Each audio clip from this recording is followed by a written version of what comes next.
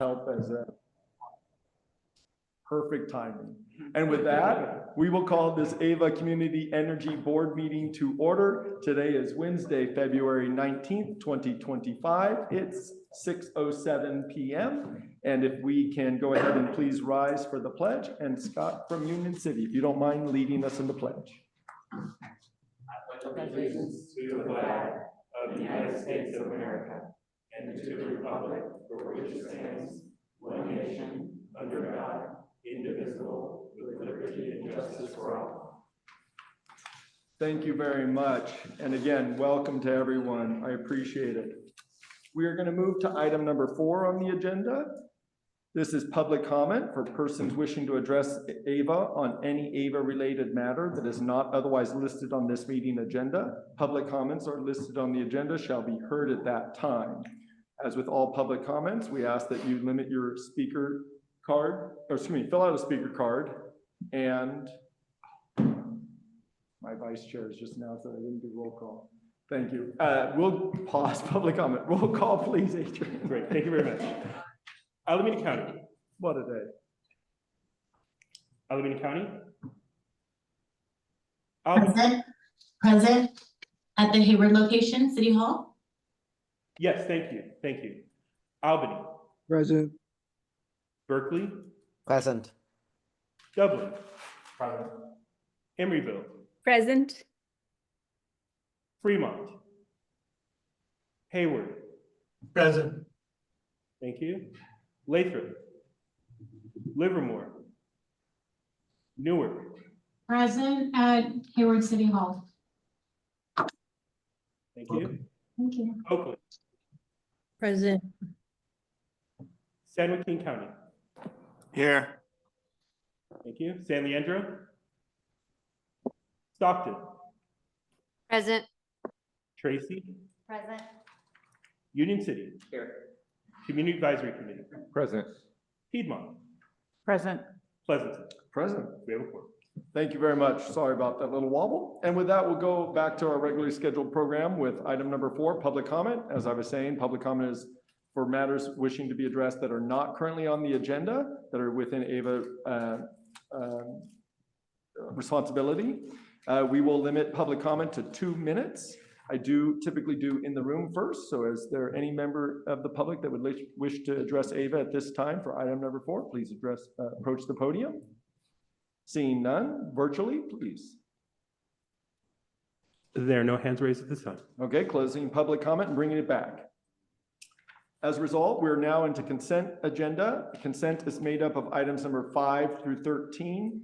I'd like to ask if there's any item that any member of the board would like to have pulled from consent at this time. Please let me know. Seeing no item pulled from consent, is there any public comment on consent items 5 through 13? Please approach the podium if you're in the room and would like to speak on 5 through 13. Seeing none, online. There are no hands raised at this time. Close public comment for consent items 5 through 13. Looking for a motion or Chair, board comments. I'd like to move items 5 through 13 on the consent calendar, Alameda County, Marquez. Thank you very much. We have a motion. Looking for a second, please. Seconded by Dublin. Thank you very much. Any final comment before roll call vote? Seeing none, roll call vote, please. Thank you. Alameda County.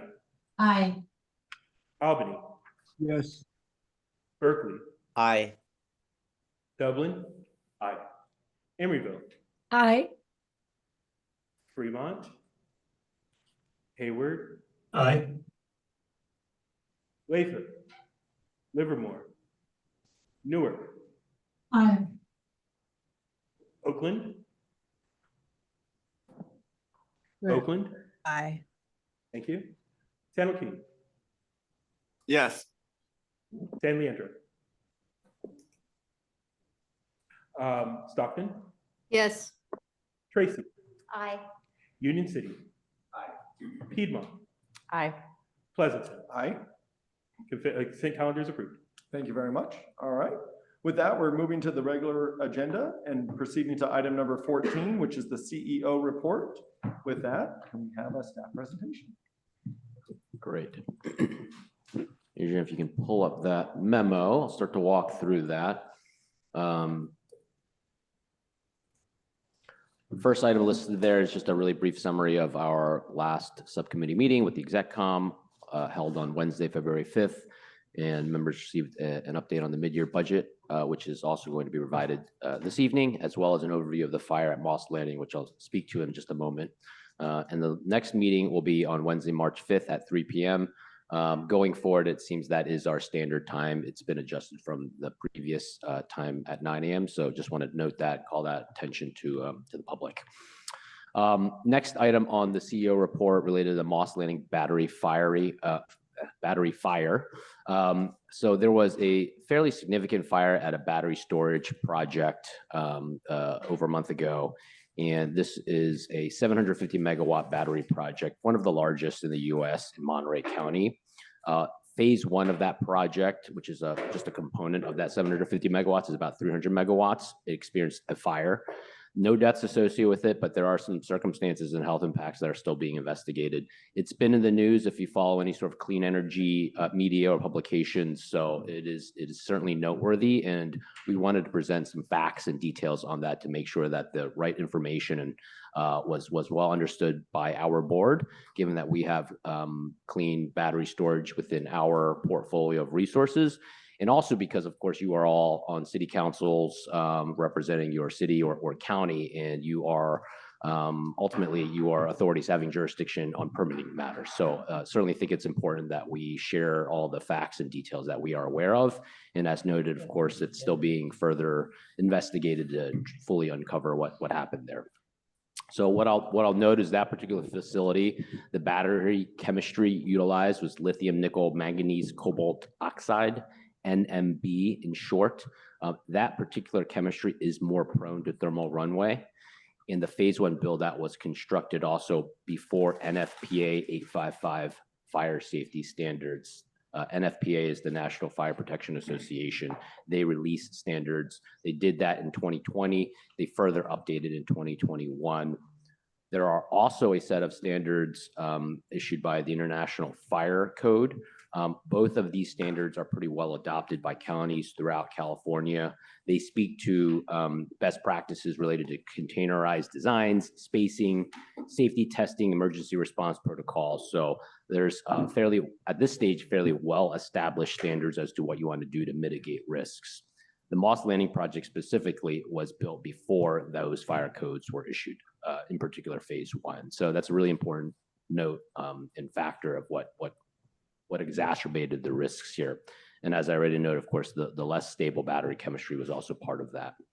The last thing is the design specifically. It was in a large legacy building that housed rows and rows of battery packs. So it was not containerized. It didn't have that sort of separation and spacing that is a standard best practice.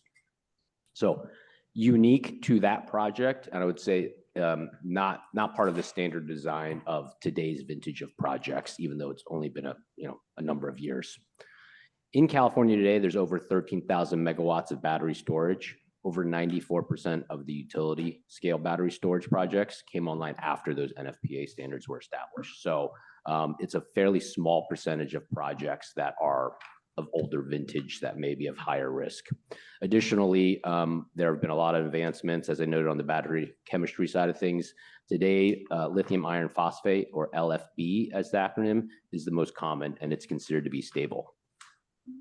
The last thing I'll just detail is our portfolio. So we have contracted over 1 gigawatt of battery storage across 19 projects. 7 are operational, 12 are still under development. All of the projects are designed with outdoor stationary containers permitted after NFPA 855 was released. 16 of the sites use LFP, which is the safer, more stable chemistry. 3 sites are the older kind, NMB. They're being reviewed for safety, I'll note. One of those projects is a small pilot project and actually has been offline to evaluate the fire safety risks. So I highlight that. I think that's a really good note to say one of our earliest projects, a small project as a pilot project, has been evaluating these risks prior to them being experiencing this type of thermal runaway. So more to come, of course. We're keeping a close eye on this. but our portfolio is relatively safe with the exception of these three that we have, of course, want to look into some more details. There's a link there to the presentation that was provided the XCOMs, which has a little bit more detail there for reference. Excuse me. Okay, next page, Adrian, great. Just want to introduce two new employees of ours. The first is Sherry Tzu, and she's a clean energy services analyst on our local development team, specifically focused on our DC fast charging network. Excited to have her join the team. She joined in January, so just a few weeks ago. I'm not going to read the full bio, but it's there for reference. Great background, really excited to have her join the team. And then next is Russell Mills. He goes by Rusty. He joins us as our new CFO. So really excited to have him here. He comes from SMUD, formerly oversaw the Treasury and Risk Management Department, was also formerly CFO at SCAPA, as well as Department of Water Resources. Very unique experience where he was at DWR following the energy crisis in the early 2000s. So excited to have him join us. Comes with a wealth of knowledge related to prepays and in wholesale power markets. I believe he is online virtually. He's based in Northern California, but he's virtual for this evening. So if you are able to let him speak, at least Rusty, want to give you a chance to at least introduce yourself and show your face. Yeah, thank you, Howard. Greetings, members of the board and the public. So from the finance perspective, AVA can help serve your communities by maintaining healthy financial strength and enabling your organization to provide affordable and reliable power to your customers. And I look forward to serving your communities in that endeavor and really excited to join AVA and the exciting things going on with the company. Thank you. Great. Thanks, Rusty. All right, if you can take it back to the CEO report, Adrian, thanks. There are a few more items I'll try to go through quickly because we do have a lot on the agenda. Next page, please. So just want to highlight that our first DC fast charging station based in downtown Oakland, specifically City Center West Garage, has opened. It's a soft opening, but really excited by that. It's 31 fast charging plugs across 3 different floors. As a reminder, and for our new members, this is a portfolio of DC fast charging sites that we're looking to deploy through our territory. It's specifically targeting underserved multifamily dwellings. And so excited to help to try to accelerate the adoption of electric vehicles with this type of charging infrastructure. This is our first site. We're still working on some of the signage and things like that at this site itself, which is why it's in a soft opening. And given that it's our first site, want to make sure that it is launched, ironing out all the details and the kinks. So we anticipate most likely late spring, early summer timeframe, we'll do a more formal opening and a ribbon cutting ceremony at that stage. So that's that. I'll move to the next page, Adrian. Excited to highlight that we have started the outreach process for enrolling Stockton and Lathrop customers. We're going to start to enroll them in the month of April, and in early February, we started to notify all customers of that enrollment process. We'll notify them in February, we'll notify them in March. We'll enroll them throughout the month of April based off of their billing cycle currently with PG&E. And then following their enrollment, we'll also continue to notify them twice to ensure that all customers have as much transparency about the process, are well educated about the enrollment. We did do a great press event in Stockton. If you go to the next slide there, Adrian, well attended by our board members. One more. Yeah, you can go there. Great press event, Stockton. Nice press coverage after the fact. There has been a lot of interest from various media outlets to learn a little bit more about our program and what we're all about. And so that's been good, and wanted to highlight that. And then there are a bunch of attachments. We don't need to scroll through all of them, but just wanted to give a sampling of the types of mailers and notifications that are being provided to all Stockton and Lathrop customers right now to make sure that they're properly informed of the enrollment process and what's to come here. So they're there for your reference, and we don't need to necessarily cover all of that though. And that is it for the CEO report. Thank you very much. All right. With that, are there any clarifying questions or questions by members on the board? Any questions in the room by any members in the room at this time related to the CEO report? Yeah. Yes, please, John. Howard, thank you for the update. Quick question on the 3 projects that we have that are still using NMP. What's the distance between a project and any residences to that, and is there a liability?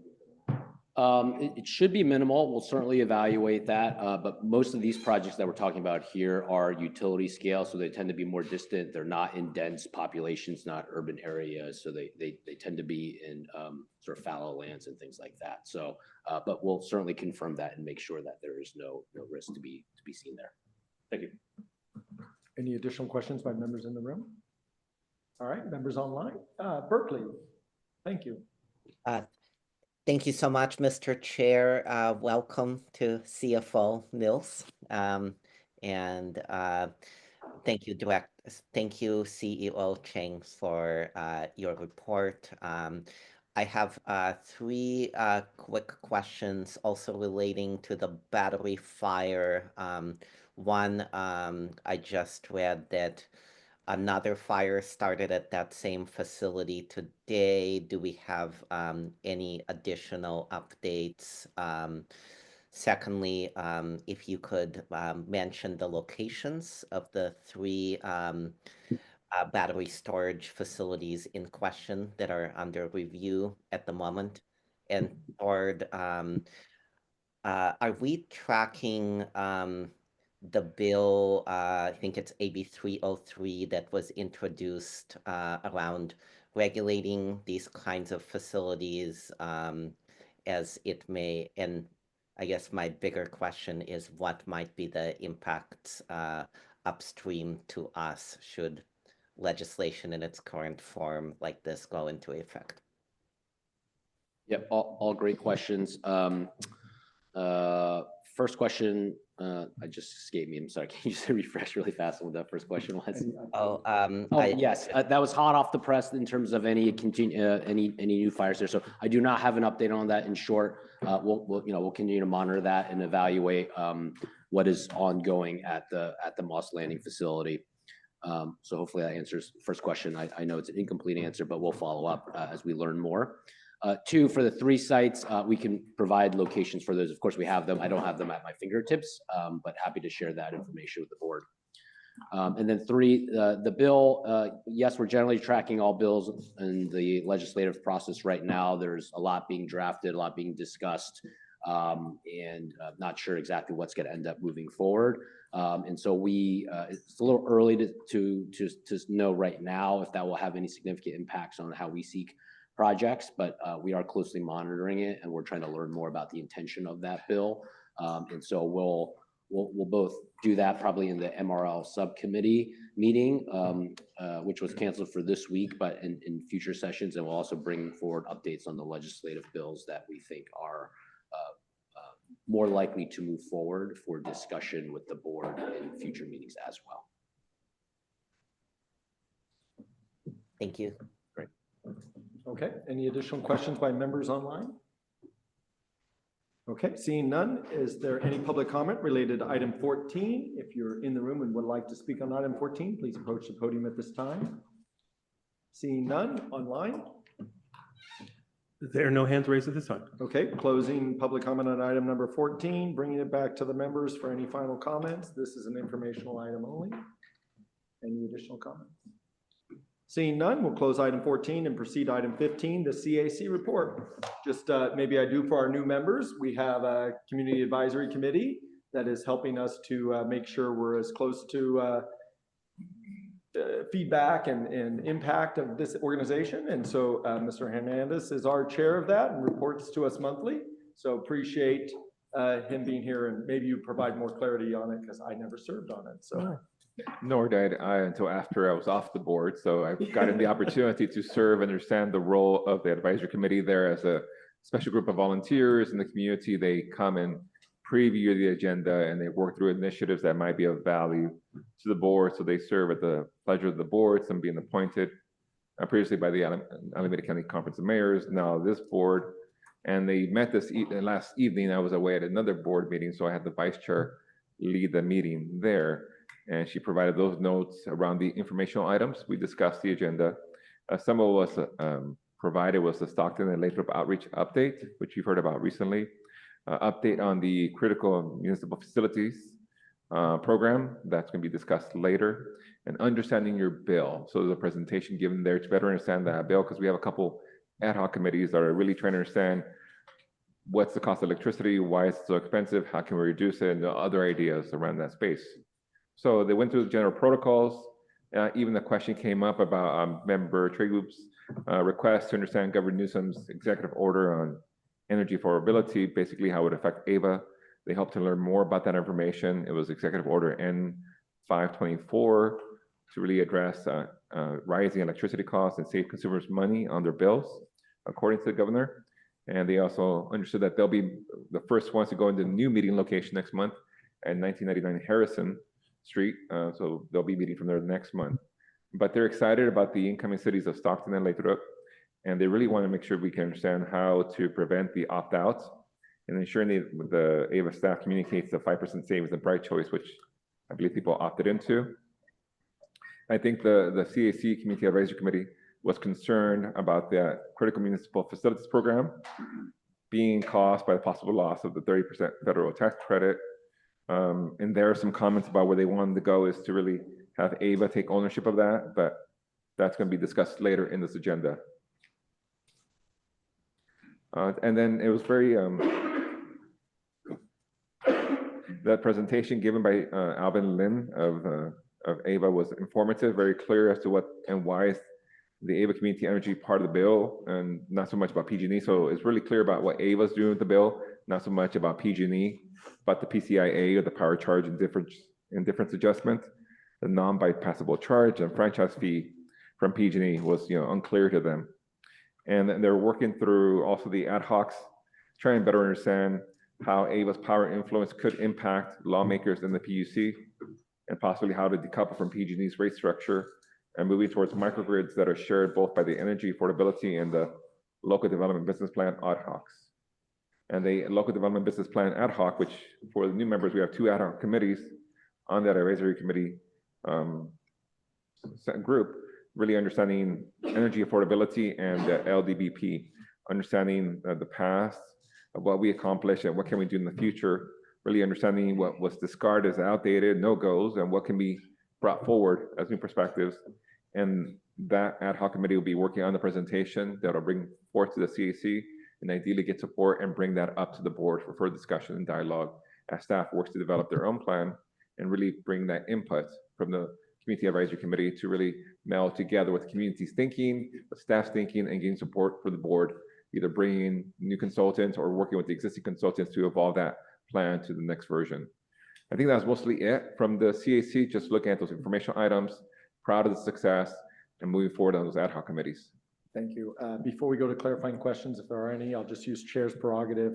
Just for our new members, in October, I believe it was, we had the main board did not meet. So we allowed or asked staff to work with the CAC to come up with a task force work plan.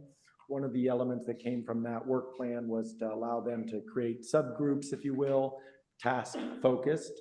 And so energy affordability and apologize, what was the other?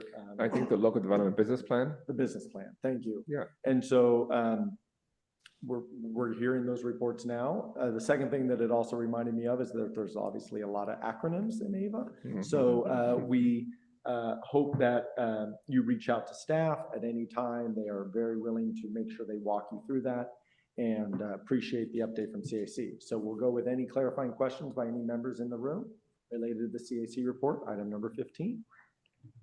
Seeing none, online, are there any clarifying questions by any of the members related to the CAC report? Seeing none, okay, we'll go to public comment. If there's any public comment for item number 15, please approach the podium at this time. None, online? There are no hands raised at this time? Boy, I thought there was going to be a lot of public comment tonight, but I'm not. Closing public comment, bringing it back to the board. Any further comments by members related to item 15 in the room? Online? Seeing none, we're closing item 15. Thank you very much. Okay, so I also am going to take a quick second to mention to our new members and our existing members, items 16, 17, and 18 are all informational items, but they all are very significant items, and they all relate to both Ava as an organization, but also our budget development process that is coming together for basically July 1, our fiscal year starts, or June 30th fiscal year 1. So working with the CEO, we discussed, how do we do this? How do we provide background, knowing that we have obviously a lot of new members. So we do hope it's a robust conversation, but they are all meaty.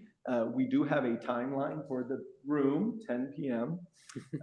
So we just want to be cognizant, and I'll do that as chair. So with that, item number 16, rate setting methodology and historical rates discussion. It's an informational item. And go ahead to staff, please. Great. Adrian, if you can pull up the presentation, we're going to do our best not to push us against the 10 o'clock deadline, but these are meeting items. We'll keep it moving. So you can jump to the next slide, please. So this is an informational item. We want to talk about the rate setting methodology that we have, some of the historic rates and what we've seen trend wise, and then specifically talk about why is this important as it relates to our risk management process. So next slide there, Adrian. Slide 3 in the deck. So this is just a list of some of the definitions. I'm not going to read through all of this, but I will briefly summarize some of these items. So bundled rate is the rate that PG&E charges its customers for both generation and delivery. Next is EVA generation rate. So we're specifically talking about just the energy, not the delivery aspects. EVA's generation rate is a portion of the bill, and we'll see kind of how that breaks down in some of the following slides. Next is PG&E's delivery rate. So that's really related to transmission, distribution, metering services. It also includes things like public purpose funds and a lot of the wildfire mitigation related costs. So that tends to be a larger component of the bill. Again, we'll see that in the following slides. Power charge indifference adjustment, get used to that acronym, PCIA. We talk about it a lot. It's sometimes referred to as an exit fee, but that's actually a bit of a misnomer. It's not actually an exit fee. Both PG&E customers and CCA customers actually pay the PCIA, and it is intended to offset the above or below market costs related to the power supply commitments that PG&E has made historically. So obviously, if a customer is going to depart from an IOU has procured energy and other energy-related resources on behalf of that customer. The PCIA, the power charge indifference adjustment, is a fee that customers end up paying directly in order to make PG&E whole on those portfolio of resources. Next is the franchise fee surcharge. This is fairly small and nominal. We lump it into PCIA oftentimes, but it's a modest fee that we want to just call out for transparency. And the last thing is value proposition. We define our value proposition as what is our rate differential relative to PG&E. So for Bright Choice, we are set at a 5% discount relative to their generation costs. That is inclusive of PCIA, because PCIA with our with our generation rate equates to the overall generation related costs. And so when we say it's a 5% discount, it's all in terms of those generation related costs, but not the delivery related costs. And the Renewable 100, historically we've talked about a premium relative to PG&E rates. And this is at a 1/4 cent per kilowatt hour premium currently relative to PG&E's generation rates. Next slide, Adrian. So what are rates? It's a price assessed per unit of electricity. It's all broken down in a rate schedule. We typically do it as a kilowatt hour basis for electricity rates, but you'll oftentimes hear us refer to it also in a megawatt hour basis. We're talking about procurement costs because it tends to be larger units of energy that we're buying. But from a rate basis for our customers, it's almost always on a kilowatt hour basis. There are different components within that rate schedule. There's time of day, so peak versus off peak. Depending on the season, that will change, but generally speaking, evening is considered peak, non-evening is off peak, but obviously there are nuances to that throughout the year. And then seasonality changes, so winter and summer rates are quite different as well. Next slide, Adrian. This is an eye chart. I'm not going to refer to anything in this table, but really this is just one page of 20 pages, as is noted here, in terms of the various rate components for the different customer segments that we have. And it breaks down peak, off peak, summer, winter, and all of the different actual rates that we offer. There's a link here to the actual rate sheets that we have posted online, so people can look at that. There are 81 different rates, and there's 427 unique rate components, because within each rate, there are different subcomponents related to that off-peak, peak aspect. I think that is sufficient here. We give an example of B19S, which is just a large non-residential rate, to show you what are the different components there. So in addition to that volumetric rate, some rates also have a demand charge component related to it. That's specifically for commercial customers. Next slide, Adrian. Slide 6. So we just, to simplify this a little bit, want to really break it down. There's 81 different rates, but the reality is these are our main sort of customer segments, if you will. We have small commercial, medium commercial, large commercial, residential, and the residential care. Obviously, you can get more granular. There are different types of small, medium, large commercial rates, different types of residential rates that they can select, but we try to generalize them. Many of them don't have huge differences. And so what we show here is a simplified version of what the rates are currently at. So you can see Ava Bright Choice Generation, fairly tightly clustered in that 13-14 cent range, cent per kilowatt hour. And then you can see PG&E's delivery costs. There's a lot more variation there. So again, this is for transmission, distribution, metering type services. And you can see large commercial customers are at the low end of that. And then it gets more expensive for medium, small commercial, and residential. And of course, residential care is at a significant discount given the public funding that is provided for lower income customers. You can see PCIA and the franchise fee charged to the right of that. It's a fairly small number, relatively speaking. In particular right now, and we'll talk a little bit about historical trends there. And then, of course, the second to last column there is just summing up those three prior columns. And so that's where rates are as of October 2024, to give you a snapshot in time. And the last column there just gives you a sense of, for the average load of these customer segments, what a monthly bill comes out to. For a residential customer, it's about $150. And obviously for a large commercial customer, it's significantly higher than that. You tend to see a lot of variation depending on the load of those customers, but just showing that for example purposes. Next slide, Adrian. So we're on slide 7 now. So what is our rate setting methodology? PG&E has an annual rate setting process. Obviously, it's pretty prescriptive in terms of how the CPUC manages that. They file a general rate case. They also file energy resource recovery account or an ERA filing each year. And they do that multiple times to set a forecast of rates and then to establish final rates as well as a new year approaches. They do that based off of a cost of service methodology for the PG&E wide territory. We, AVA, index our rates to PG&E. And our board approves an annual value proposition. I talked a little about how we look at value proposition. So the value proposition is the discount of our generation with PCIA relative to PG&E's generation, again, with PCIA, but not including the delivery related charges. Bright Choice being at a 5% discount, Renewable 100 being at a 1/4 cent premium. The table to the bar chart to the right is more for illustration purposes, really just to give you an order of magnitude breakdown of what an overall electricity cost is to our customers. The delivery charge, which is shown in yellow, is the largest component. The AVA generation in orange is meaningful, but certainly smaller than the delivery charge, at least currently. PCIA is in green. It tends to be fairly small, but it has a decent amount of volatility. And then the last component on the very top is just equivalent to what our Bright Choice discount is or a value proposition. So it gives you sort of an illustrative view into what the rough breakdown is of those costs. Next slide, Adrian. So let's just talk a little bit about our rate setting process and the timeline. Typically in the month of May, we will bring forward our draft budget for review. We'll do that through our subcommittees first, our Finance, Administrative, and Procurement Subcommittee, as well as our Executive Committee meeting.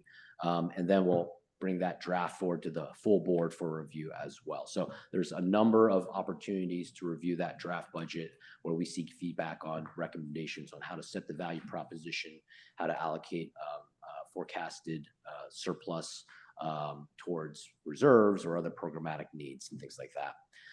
If there is a change to the value proposition, we'll do community workshops in May and June. Of course, if there is not a change to the value proposition, then we don't do that. And then June will, depending if it's necessary, we'll take it in front of subcommittees again if there's any meaningful changes. And if not, we'll bring it back to the full board for formal approval. And as a reminder, our fiscal year runs July 1 through June 30th. So generally speaking, our value proposition is set for the fiscal year.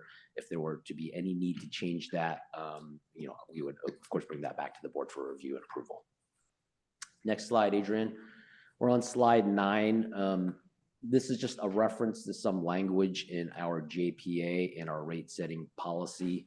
It speaks to, in the JPA itself, it speaks to the setting of rates for power sold by the authority and the setting of charges for any category of service provided by the authority. So it sort of speaks to what the authorizations are. And the two components I'll highlight here is that the parties seek to provide electricity rates that are lower or competitive with those offered by PG&E for similar products. And that's somewhat high level, broad language, but we take that very seriously in terms of our rate setting methodology and ensuring that we are providing a discount to our customers. And for our Bright Choice product, we have always been able to do that. And I know that that's a very important commitment that we made to our customers. Unfortunately, we have been able to increase that value proposition and discount in recent years. I think we can go to our next slide, Adrian. Great. Let's see. So we talked about for new fiscal year, we adopt our new value proposition as of July 1. There is a benefit in having our fiscal year be mid-year to mid-year as opposed to synced with the calendar year. For any fiscal period, we will span 2 different rate setting periods. And so then you're able to get certainty on half of your year and you're able to forecast the following year. Given significant volatility in energy markets, there is quite a challenge to really set your rates ahead of time and really know what they're going to be. So actually spanning 2 different calendar years and 2 different rate setting periods that PG&E does has some benefits where you have certainty for half of it, a little less certainty for the second half, and we'll bring forward a mid-year budget update if there are any meaningful changes. We will see that in the item following this one in the agenda, of course. The last thing I'll just notice, there are times when rates get set within the year. It's not uncommon if there's significant overcollection or significant undercollection. PG&E can introduce a new rate throughout the year. We have seen that over the last several years. There can be 3 to 5 updates. Some of them are very modest and small. It may just be a subsegment of rates, or sometimes it's a very significant change and it's a blanket change to all rates. So it really just depends. What is unique about our rate setting methodology is when there is a change to a PG&E rate, we change our rate. So it is indexed to be on top of that throughout the entire year and not just once a year. Next slide, Adrian.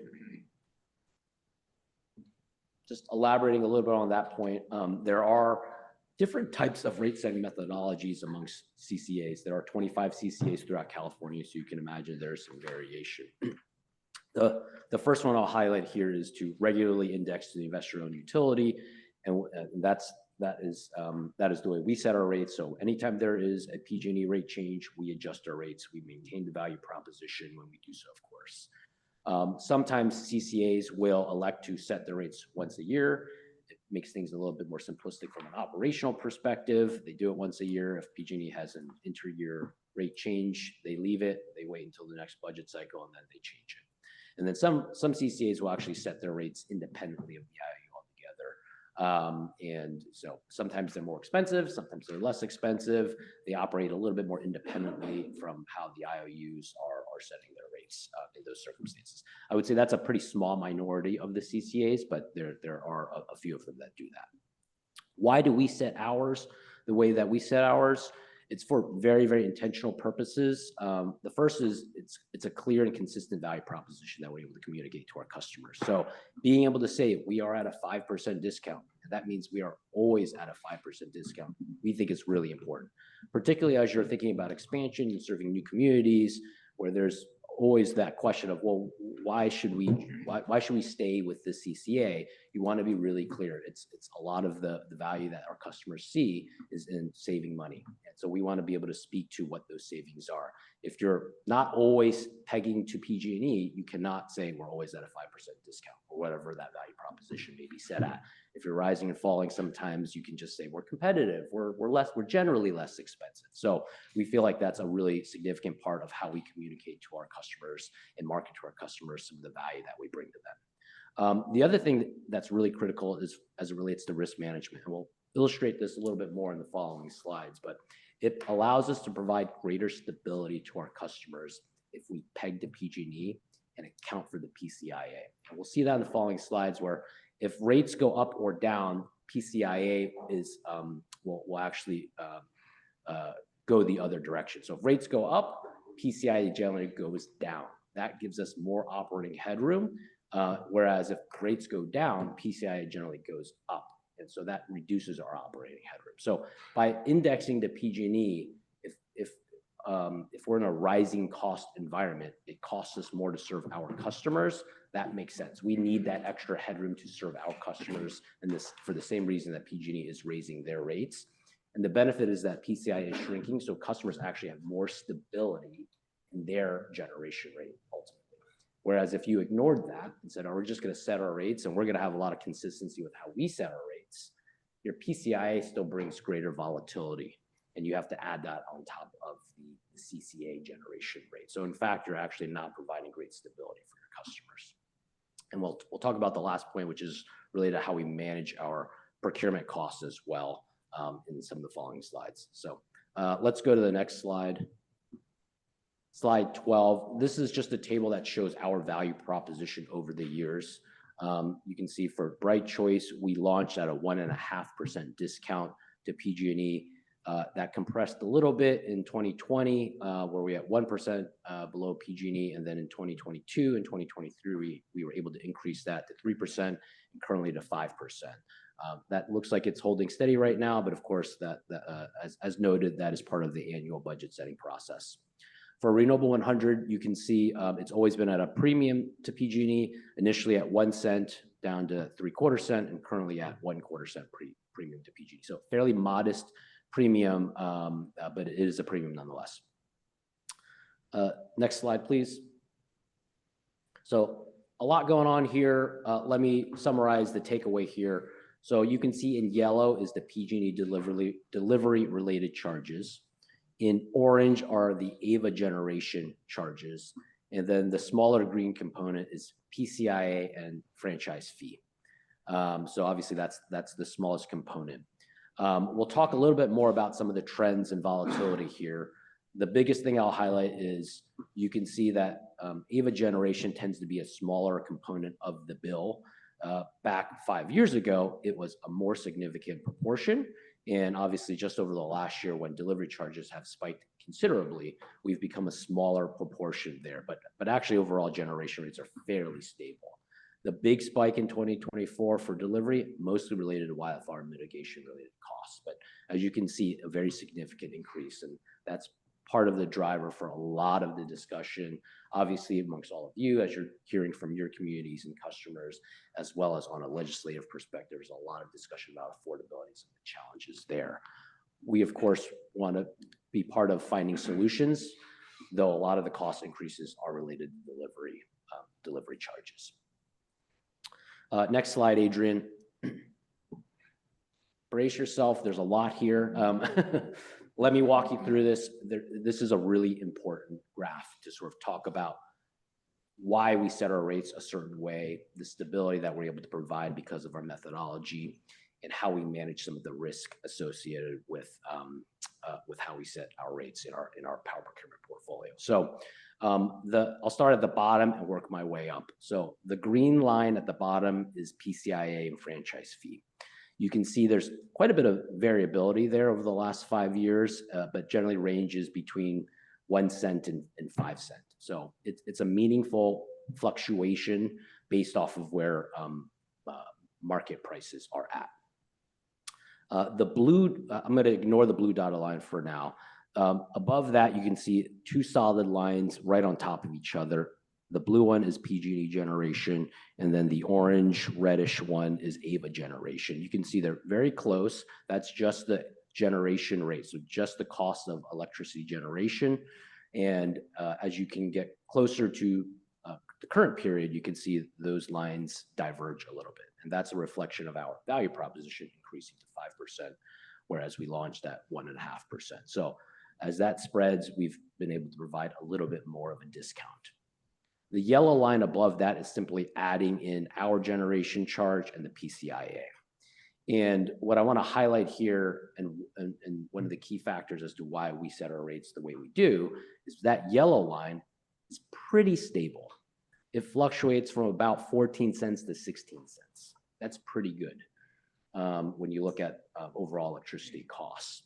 By pegging our energy to PG&E and accounting for the PCIA, that's how we're able to do that. If we were to instead hedge a different way and try to set our rates more consistently, you'd have to think you're still going to add that green line on top of our rates. So you'll actually see more variability in the end rate to the customer if you were to do it that way.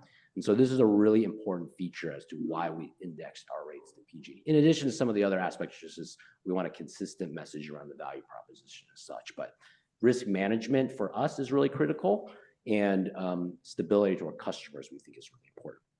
The last thing I'll note on this graph is the blue dotted line. What that is I'll tell you what it is, but then I'll follow up with why it's important. So that's California NP15 day ahead prices. That is a long way to say that's wholesale spot market energy prices. So you can see significant volatility in that line. And it has spiked considerably in 22, 23 timeframe in a fairly dramatic manner. And how we hedge our portfolio is to try to mitigate that type of volatility for our customers. We do not set our prices in a real-time or dynamic fashion, and our customers do not need to absorb that risk. Other markets sometimes do that. ERCOT is one of those, right? When you think about Texas, there's good and there's bad. Those are lower energy costs, but you have to be prepared to face the variability and the risk associated with energy market price spikes, depending on how you set your rates. So the reason why that is overlaid in this graph is because as energy prices go up, rates go up and PCI goes down. So again, those things are counter moving lines when you think about the variability in the market.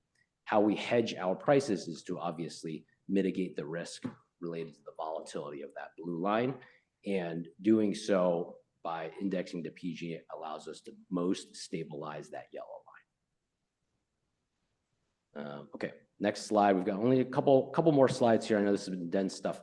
This slide is just to let you know and to highlight that there's different vintages of PCIA. So depending on when you depart PG&E load, you are assigned a different vintage. So our earliest members are on that first vintage. And as we expand, obviously customers will get enrolled onto AVA Community Energy Service at different times. Stockton Lathrop being the most recent. So they're going to be put on a different vintage. And that makes sense because obviously the PCI is set based off of an actual portfolio of contractor resources that PG&E has. So if you depart at a different time, their portfolio is going to look a little different. You can see in the early years, there was more spread there, and in more recent years, it's much more converged, but the trends tend to be the same. Next slide, Adrian. So just a little bit more on risk management, and then we'll be done here. So I'll highlight that PCIA, and we'll spend more time on PCI in the future. So this is more of an introduction on PCI, but PCI is set based off of various energy components. There's three main components. There's brown power energy, there's renewable energy certificates, and there's resource adequacy, which is our form of capacity. It's a compliance product here in California. Those are three main drivers. Depending on where those are priced for the year, that will set where the PCIA is at. We utilize the PCIA portfolio as a portion of our hedge. And what that means is that PG&E actually has a portfolio of contracted resources, solar projects, wind projects, large hydro projects, natural gas projects, and the PCI is set based off of that portfolio of resources. If you were to ignore that and hedge 100% of your energy needs, then you're not going to be able to index to PG&E fully and manage the fact that your headroom increases or decreases when PCIA goes up or down. We estimate what that PCI portfolio looks like, and we account for that as a portion of our hedge portfolio. So for a given year, we will hedge 60 to 70% of our energy, and we will rely on the PCIA to cover the risk of the remaining 30 to 40%. That's a critical aspect of our risk management that allows us to set our rates in this fashion. In order to do so, you have to be able to weather the working capital or cash needs year to year, because you're 30% exposed to the market for the year. And you have to wait till the following year for PCI to get reset in order to recoup any costs in case energy costs spike in a given year, whether you're unhedged for that portion. So we have a really strong balance sheet. We've got a lot of cash, we've got a lot of reserves, and we have a $200 million credit facility to allow us to do that. We've never remotely gotten close to utilizing all of that liquidity, but it's there in case energy prices stress in a way that we need to. Typically, if that happens, there's a rate reset within the year. So it's unlikely we actually need that liquidity, but it's important that we have that there. Last slide here, Adrian. This is just to sort of highlight the board agenda topics that we have slated for the next several months. Really dense stuff, I know that. We're just covering the first one here, the rate setting methodology. The next item will be on the mid-year budget review, which is touching on rates and will better inform why this is such a critical issue. In March, we plan to bring forward a reserve policy item to talk about how we're allocating there and why it's important. And then April, we'll talk about accelerating renewables. That's been a topic that I know that various board members have brought up to ask, what can we do more there? What are the options? So we'll talk about some of the pros, the cons, the challenges, the risks, and that will feed right into the May draft budget review, I think, nicely to inform how we want to discuss that. All right, I'm done. And that's the warm-up, item 16. All right, so I just want to mention, we definitely want to make sure there's a robust conversation. If there's any questions, we do answer them. We are time constrained, but want to be cognizant of it all. So with that, clarifying questions by members in the room at this time. Yes, Union City. Welcome. Thank you, Chair. Thank you for the report. FFS, does that, I know it's collected by CPUC, but does that vary based off municipality? Chair, can I ask members in the room to speak in the mic? It's a little bit difficult to hear online, please. Thank you. No problem. FFS collected by CPUC, but does that vary by municipality or jurisdiction, or is that? It does not differ by municipality or jurisdiction. No. Got it. And for the PCI, it sounds like we're going to go more in depth in the future for the new folks, myself included, but I know it moves inversely with the market rates, but over time, if the market rates held steady, would it decline as you move further away from when your jurisdiction, because there's less commitments over time? Okay. That is correct. So contracts roll off over time. I would say substantively, PCI will remain for about the next 20 years. And then it will gradually, it's gradually declining prior to that, but there's more of a sort of drop off after that 20-year period. So it's substantive for the foreseeable future, but will degrade, yes. Got it. And if this last one is too in the weeds, just let me know, we can kind of take it offline. But I did notice on, I think it was slide 6, but there was the kind of sample rates, right? Going 81 down to here's 5. And in general, it looked like as you got larger, both from residential to commercial, but then commercial, small, medium, large, right? There was sort of a trend of the per kilowatt hour going down for the generation, but there is a sort of bump up from small to medium commercial and then back down. Is there an easy explanation of that, or is that a? Yeah, so I think what you're pointing to is that large commercial is one of the more cost-effective rates, and medium gets a little more expensive, and small commercial gets a little more expensive, and small commercial. And if you look at the total cents per kilowatt hour, that's probably the right column to look at. Small commercial and residential are pretty on top of each other, and so that is a common structure that you see for most utilities, and that's well known within sort of PG&E territory. And as the larger commercial entities are more cost effective because you can sort of hedge that power more easily. They tend to be flatter load, and so that's why they generally get a lower cost. Well, I'm actually just asking about the first column, just for our generation, why the medium, it generally holds to what you were saying, except that from small to medium, it actually jumps up a bit and then goes back down when you move up to large. And I don't know if that's just a quirk of us trying to summarize 81 rates or if that's. That is a quirk, mostly because we're taking an average there to try to simplify it. But as you saw in the prior sheets, there's a lot of different components. So we're thinking about the shape, the average shape of our particular customer. So that's probably why it comes out that way. So I will dig into that just to make sure there isn't a more obvious reason for that. But I don't think it's more just sort of a happen chance for how we calculate that, you know, and try to average it out for you. Thank you. Yeah. Okay, additional questions by members in the room at this time? Yeah, Dublin? Thank you for the update, and thank you, Chair. I just have one question, although I have plenty, but just one for tonight. The term index that you use throughout the conversation, I appreciate. I know how capital markets work in terms of indexing. Can you tell me how does your definition of indexing work for the price rates? Yeah, absolutely. So when I use the word index, what I'm saying is we're looking at PG&E's actual rates when they're go into effect. And I'm just speaking to the generation component there. And that is inclusive of PCI and some of these other fees. So we will index to that rate. And if the board approved value proposition of 5% discount, we'll be 5% cheaper there. We'll calculate that. And then we'll deduct the PCI and franchise fee. And that then equates to the AVA generation rate, so that we ensure that for the full generation related charges, we're at a 5% discount. And that's what I mean when we say indexing. Fair, thank you. Additional questions? So I'd like to follow up on that question. So the same question that I had, and I like to make things simple by working with actual numbers. And because we're talking about 5%, we're just going to use some pretend numbers. So let's pretend like the price per kilowatt is 20 cents per kilowatt hour PG&E generation. A 5%, excuse me, discount on the face would mean that we charge 19 cents. 5%, 1 penny of the 20. But it's a little bit more complicated than that because of the PCIA. So now I'm trying to, using my example, like what's the right calculation to do? Well, I'll add in the assumption to say PCIA is 4 cents, let's just say. Okay.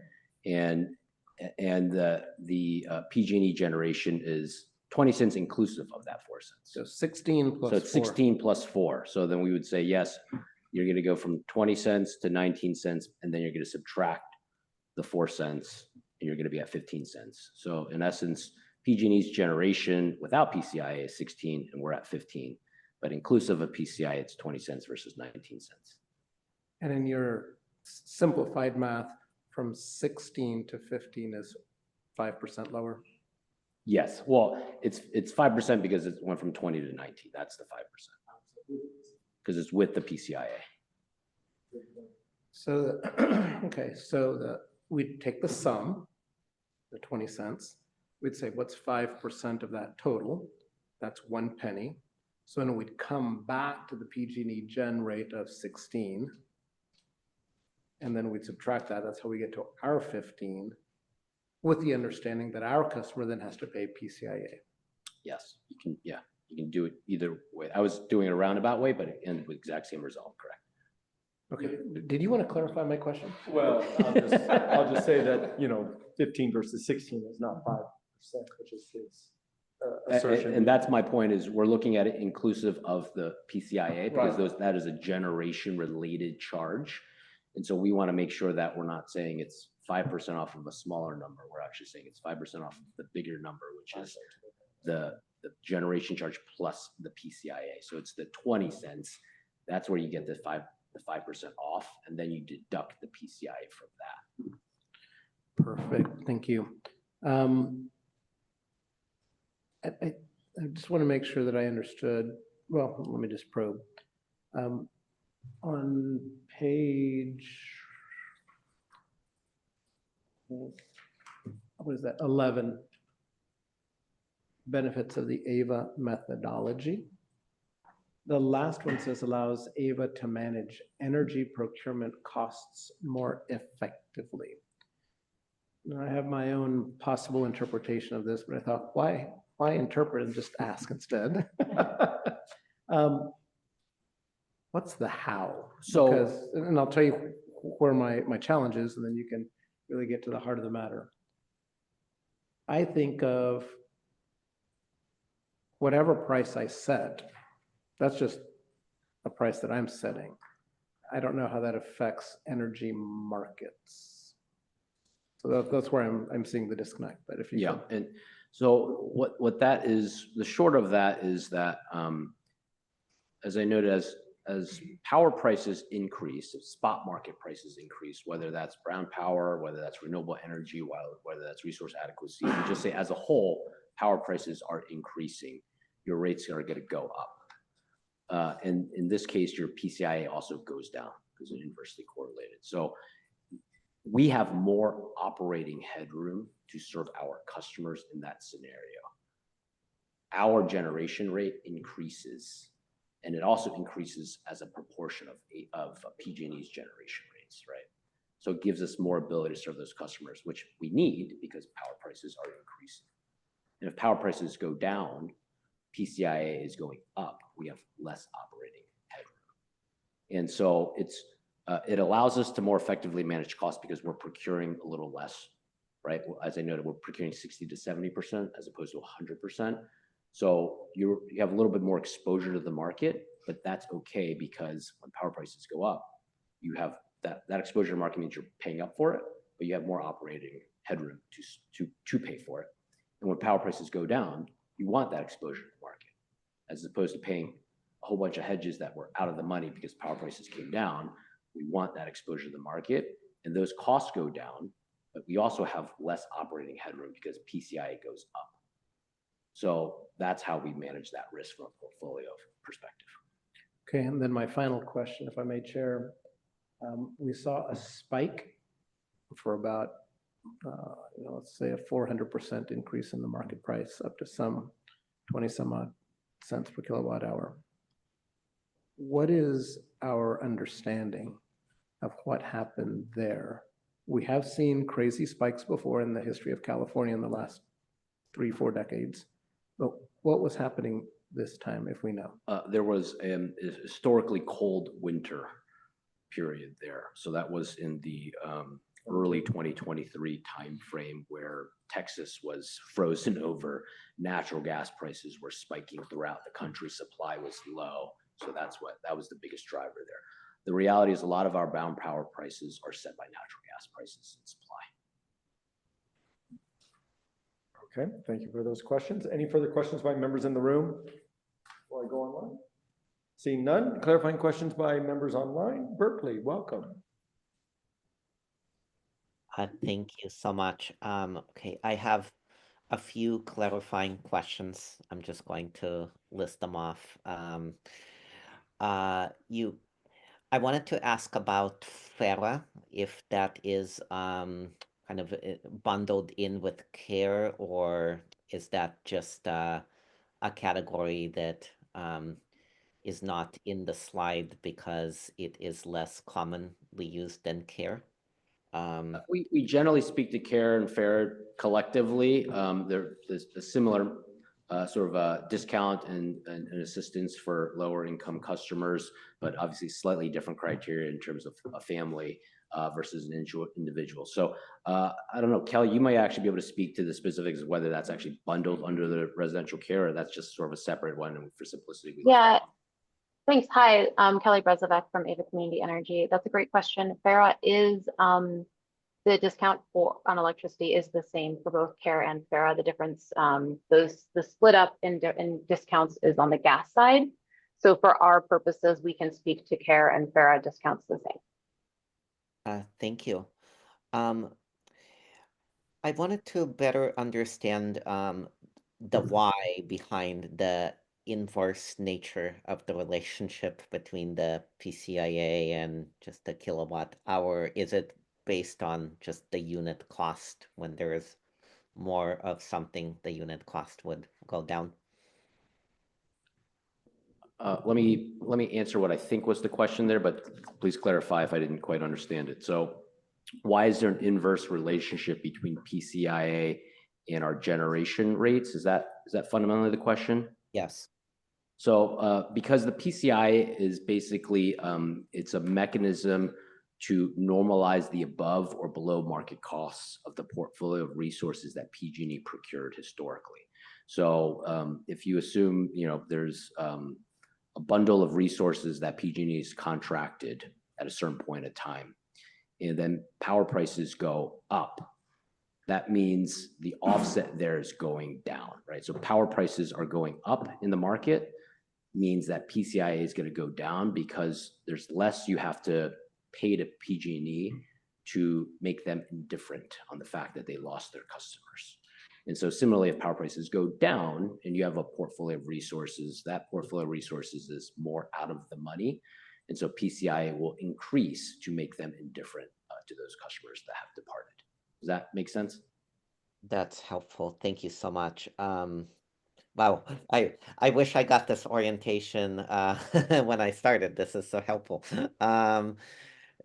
Kais, I wanted to ask, since our rate structure is not tied to the day-ahead spot market, is there any relationship at all with what CAISO might be contemplating, since there's no relationship to the spot market that we are indexed to?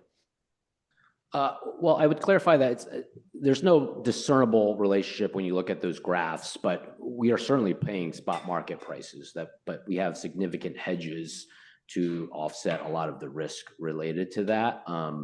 So we are procuring, power through CAISO, just as every load serving entity does. That's sort of the clearing space in the market, and we participate actively in the day-ahead clearing market because we have long-term PPAs. The PPA is so clear, and that is the basis of whether those contracts are in the money or out of the money day to day based off of that spot market price. So that is a really important aspect of, there's some exposure there in general.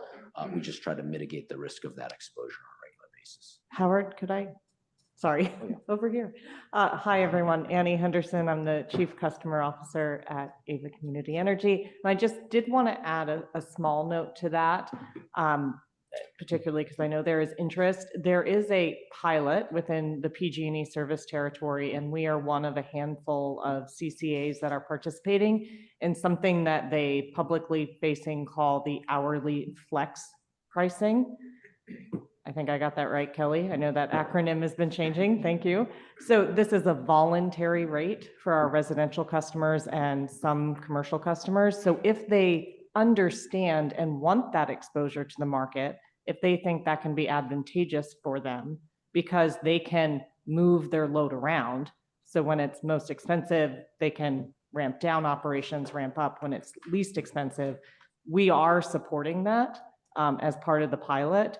There is certainly, I think, academic and theoretical discussion about having that be the default rate structure for all residential customers, which would be a big shift, I think, not just for Ava, but for all of the service territory.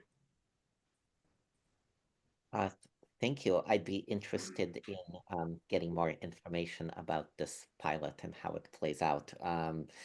I think I'm almost done. I have, if you can go to slide 16 around risk management. I wanted to better understand kind of those three components, brown power energy, renewable energy certificate, resource adequacy. If you could go through the interplay between them again. And then with RECs, are we talking about bundled or unbundled, or does it matter in this particular context? We're only talking about bundled in general in California, where whenever I talk about renewable energy certificates and stuff, it's typically under the standard of a bundled REC. We would call it out if otherwise. And brown power is I'm trying to think how to define these things. It is the CAISO clearing power prices. We're not accounting for any green attributes or anything with that power. That doesn't mean that power wasn't actually delivered with a bundled attribute of some nature, but it's price independent of that. And then renewable energy certificates, these are the components that the CPUC has a very formulaic process in gathering the pricing related to these different types of energy products in order to set what the PCA is at. So in a year ahead process, as you're about to go into a new year and set your rates, you'll look at a forecast of these different components and you'll set your PCI in addition to setting your own rates based off of where your forecasted prices are. And then at the end of the year, you'll do a true up. So prices end up being lower, then you would, you'll true up the following year if you overcharge your customers, and you would actually bring down your rates even further to offset that. And that would, the same is done across the different types of energy components in order to true up those costs. Thank you. And then the resource adequacy, if you can maybe just,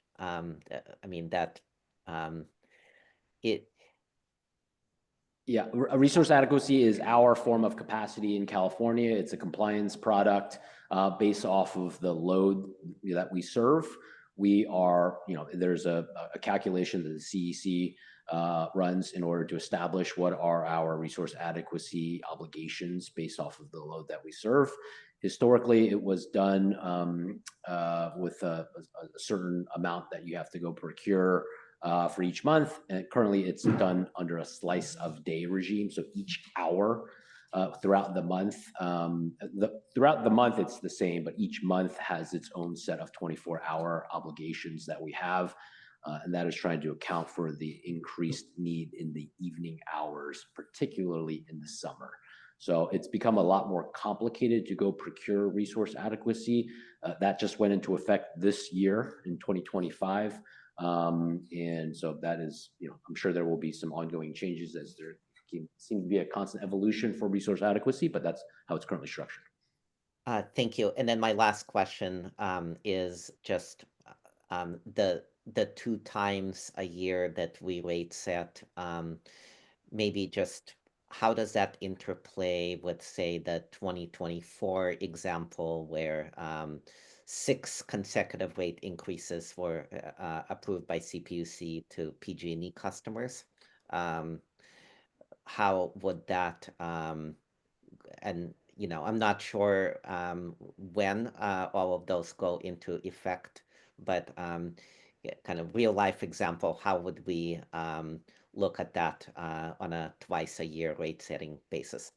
And to be clear, I don't know if I misspoke, but we do not do a twice-a-year rate setting. We establish our value proposition once a year in the budget setting process, and we change our rates whenever PG&E changes their rates. So we are very purposeful and intentional with when we say index to PG&E, we're always indexing to PG&E. We will change if they have 6 resets, we will change our rates 6 times. So it is a bit more operationally intensive, and that is one of the reasons that some CCAs elect to just set their rates once a year and sort of set it and forget it, and then the following year they will revisit it. We are very intentional to say we're gonna reset it every single time, so we can stay true to that 5% discount that we communicate to our customers.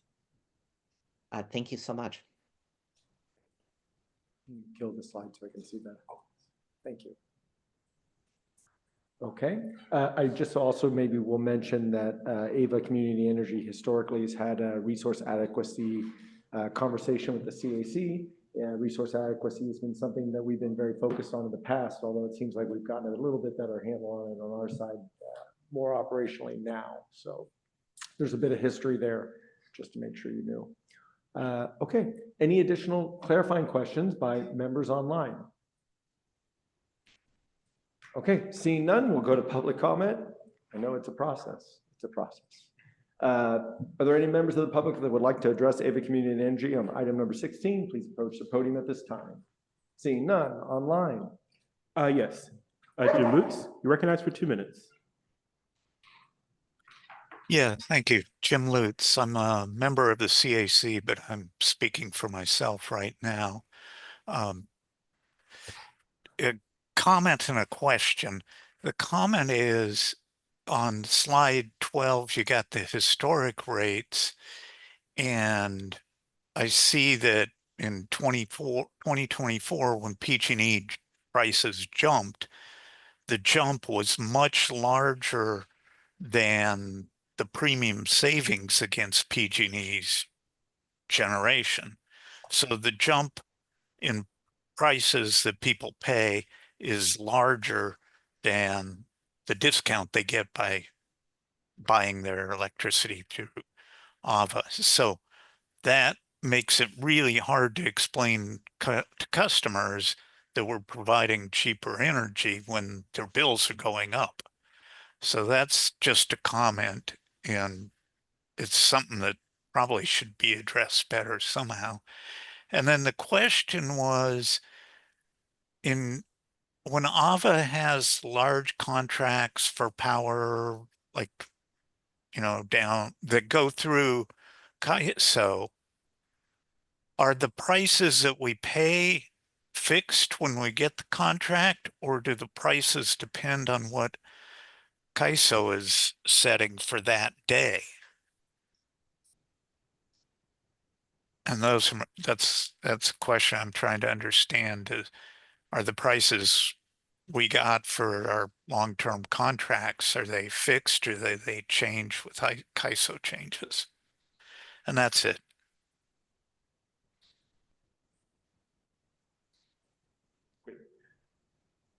There are no further hands raised at this time. Okay, we'll close public comment. And staff, do you mind commenting related to the pricing? Sure. The short answer is it depends on how the contract's structured, of course. The majority of our contracts are structured as fixed price contracts, so the price that we pay to the seller is fixed. Whether that's a contract that's in the money or out of the money depends on where the CAISO prices are. Yep. Okay, thank you very much. So we're bringing it back to the members for any comments. This is an informational item. I do want to mention, and thank you, Berkeley, for mentioning it.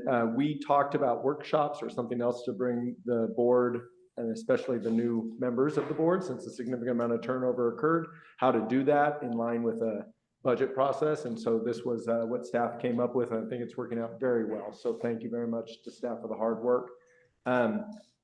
So member comments on item 16 in the room. Any member comments on this item? Yeah, Stanley. So just quickly, I think one thing that I didn't quite hear, maybe you said it and I was daydreaming over here. There's a difference between, or there's a value in budget predictability, full stop. And there's been some discussion about, well, we should consider depegging from PG&E. We always have on the backside of the year end, we always have the option to accordion the bill credits, right? So it's not as if we're conceptually tied to PG&E, but inherently that bill credit gives us that extra degree of freedom. So we're not actually losing something by being tied, air quotes, to PG&E. So just food for thought. Okay, any additional comments by members in the room? Seeing none, any comments by members online? All right, thank you very much. We'll close item 16 and now proceed to item number 17. This is the mid-year budget update, obviously for the year that we are in, shooting for June 30, 2025. And with that, staff, presentation, please. Great. Adrian, if you can pull up that presentation, jump into slide 2. I think the last conversation segues really nicely in this this overview. This is a little shorter, a little less dense, but nonetheless an important update. So let's walk through it. On the right side is an update. You can see we have a column. Unfortunately, it's a little covered, but that first column there is the June budget. That was what was approved in June of 2024. The column next to that is the mid-year update, which is accounting for actuals through November. And then for the month of December, they're updated estimates, and then an updated forecast for January through June. And that last column is just says Delta as the heading. So it's the difference between those two. Excuse me.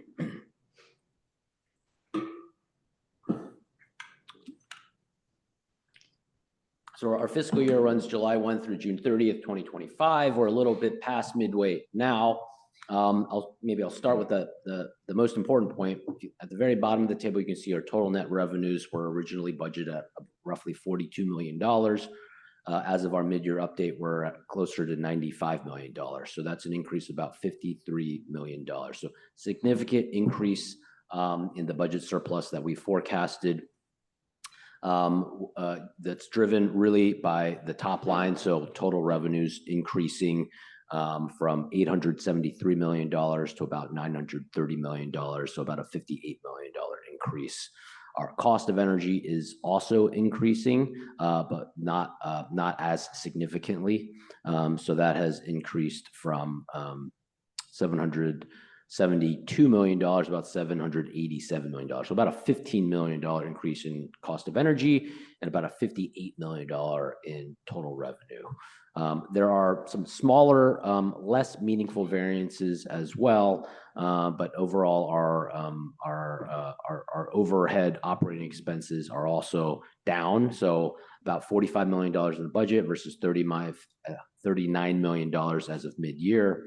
And so that sort of adds further to the improvement in the budget surplus forecast. You can go to the next slide, Adrian. So how is this being driven? Let's talk about the rates and what is causing this increase, primarily in the revenue. So the first half of this graph is actuals, and the second half is based off of forecasts. So you can see that there's a modest color change there from dark blue to light blue. So on the first half, you can see that the dark blue are actuals, and the orange is budget. So actual rates came in just modestly softer for the July through December period, which has resulted in that blue line being slightly lower than the orange line. So for the first half of the year, we were actually close to 4%, about 3.6% lower on revenues relative to the budget. But you can see that is more than offset in the second half of the year. So the light blue line being the updated forecast, the orange line being what was budgeted. So in that second half of the graph, you can see that light blue line is significantly higher than the orange line. So our revenues for the second half of the year are about 19.2% higher. Now you can see obviously the overall revenues are higher in the first half of the year because that's summer rates, higher load, higher rates. You generate more revenue in the first half of the year because of that.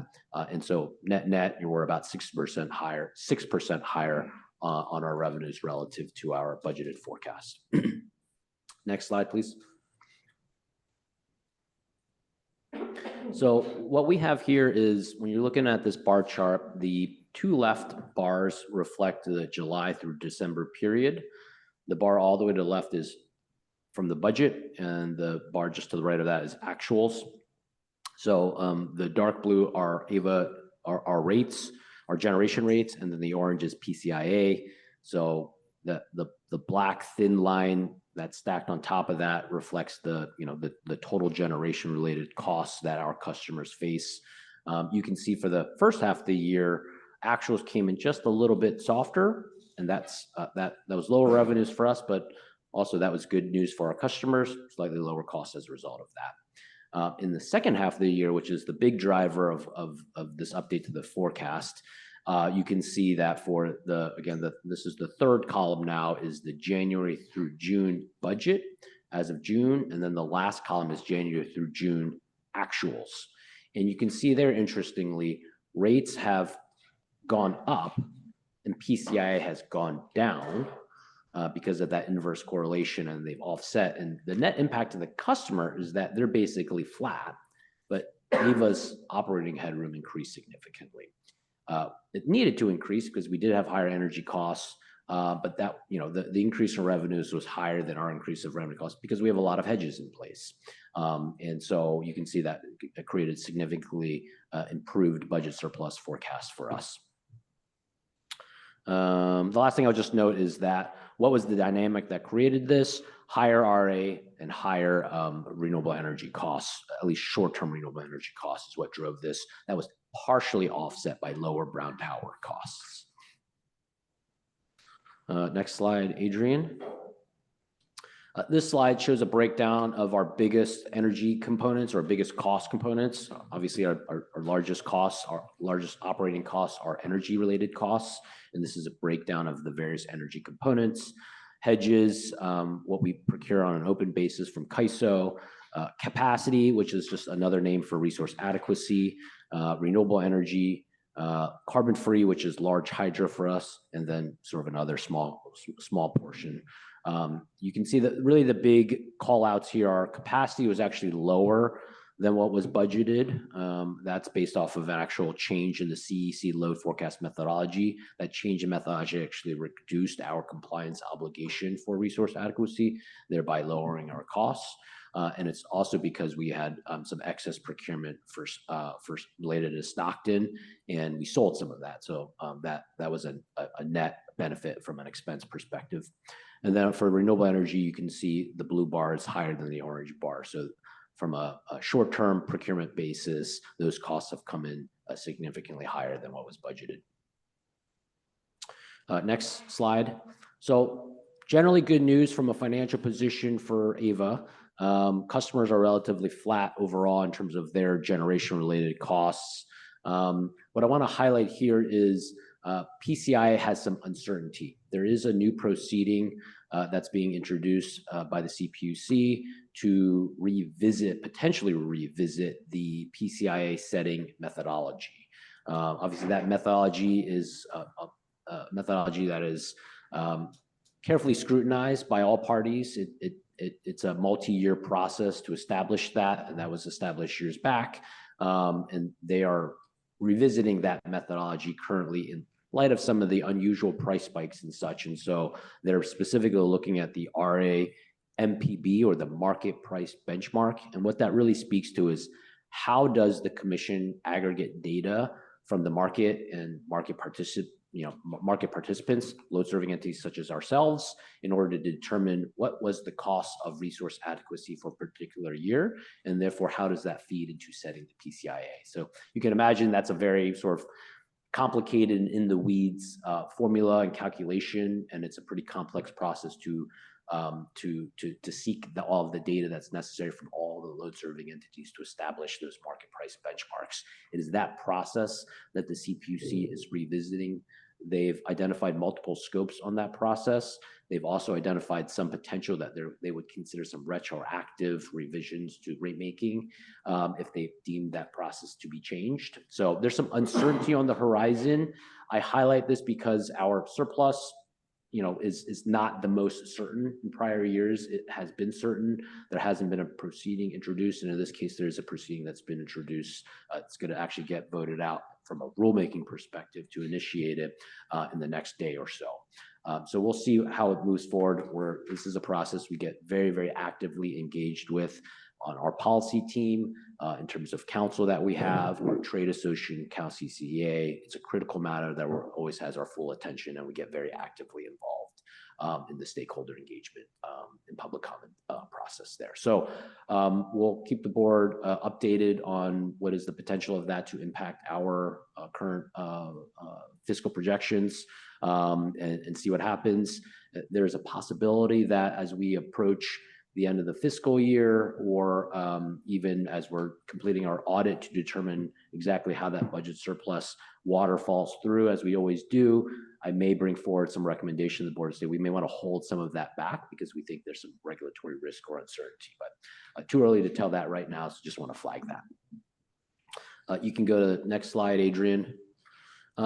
This is, I think, mostly touched on now, given the prior item in this one. We've talked about what PCI is, so I don't think I need to go into that in too much detail. It's not an exit fee. It's a fee paid by all customers, PG&E as well as CCA customers. It's set looking at brown power, renewable energy, and resource adequacy. And there is a true-up process year to year based off of where market prices actualize relative to forecasts. And then just the table to the right is just a sampling of information on resource adequacy market price benchmarks. That's what RAMPB stands for, resource adequacy market price benchmarks. And you can see the price points actual and the forecast for 2025 and why that's driven some of these changes in the PCI going down and rates going up. So that speaks to that. Next slide, please. So this is our revenue waterfall allocation, our surplus revenue waterfall allocation. This was board approved in June, and this was fairly similar to what it was from the prior year with a little bit of nuance.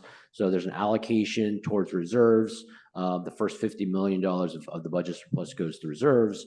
After that, it goes to a $25 on-bill credit for Care and Fair customers. That totals about $4.3 million. That's what you can see there in the next line.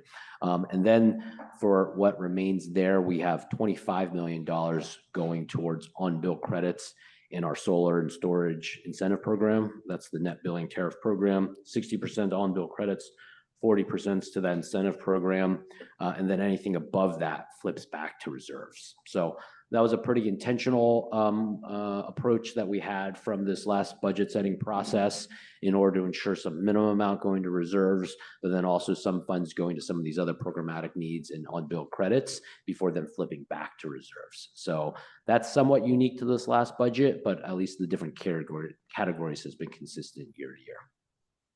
And so the latest estimate is about $65 million, $66 million going to reserves if this is what actualizes. Last slide, please. This is just a summary of where our reserve balances are at. If we assume that things actualize in the way we just talked about, we would add that $66 million or so. For the last fiscal year, we added $100 million. Our current balance is at $331 million. That's about a 40% coverage on our annual operating expenses. Assuming we add the $66 million at the end of this fiscal year, that would bring us to about $397 million for our total reserve balance. With that said, our operating expenditures are increasing significantly. So the $1.1 billion there to the right of that is a forward-looking forecast that assumes the expansion of Stockton to Lathrop and unincorporated San Joaquin County. It's not a fully loaded annual cost because it's only assuming a partial year of serving unincorporated San Joaquin County going into 2026. And so for a full year serving all of our anticipated load, it's probably closer to $1.2 billion.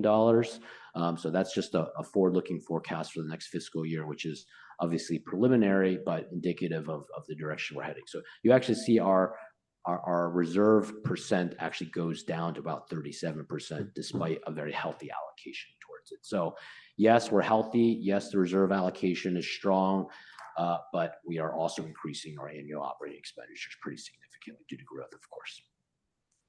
Okay, that is it. And now we've added the second level of acronyms for our new members. Thank you very much for that. We will go to clarifying questions by members in the room at this time. Any clarifying questions? Yes, Union.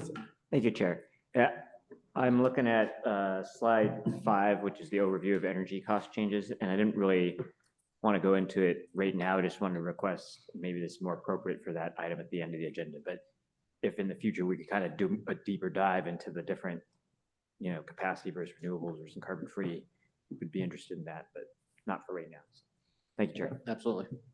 And that definitely is a significant conversation for the budget.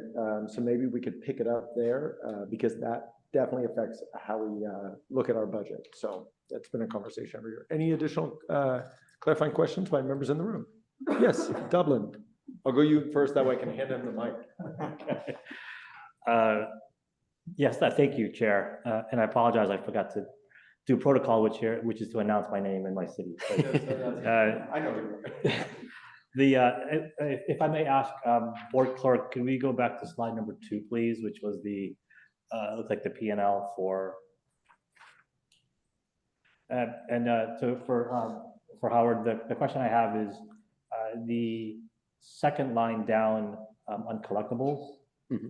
The analysis I did was it shows that we're about 1% between both columns in terms of the collectibles against the overall sales. So question number 1 is that by design?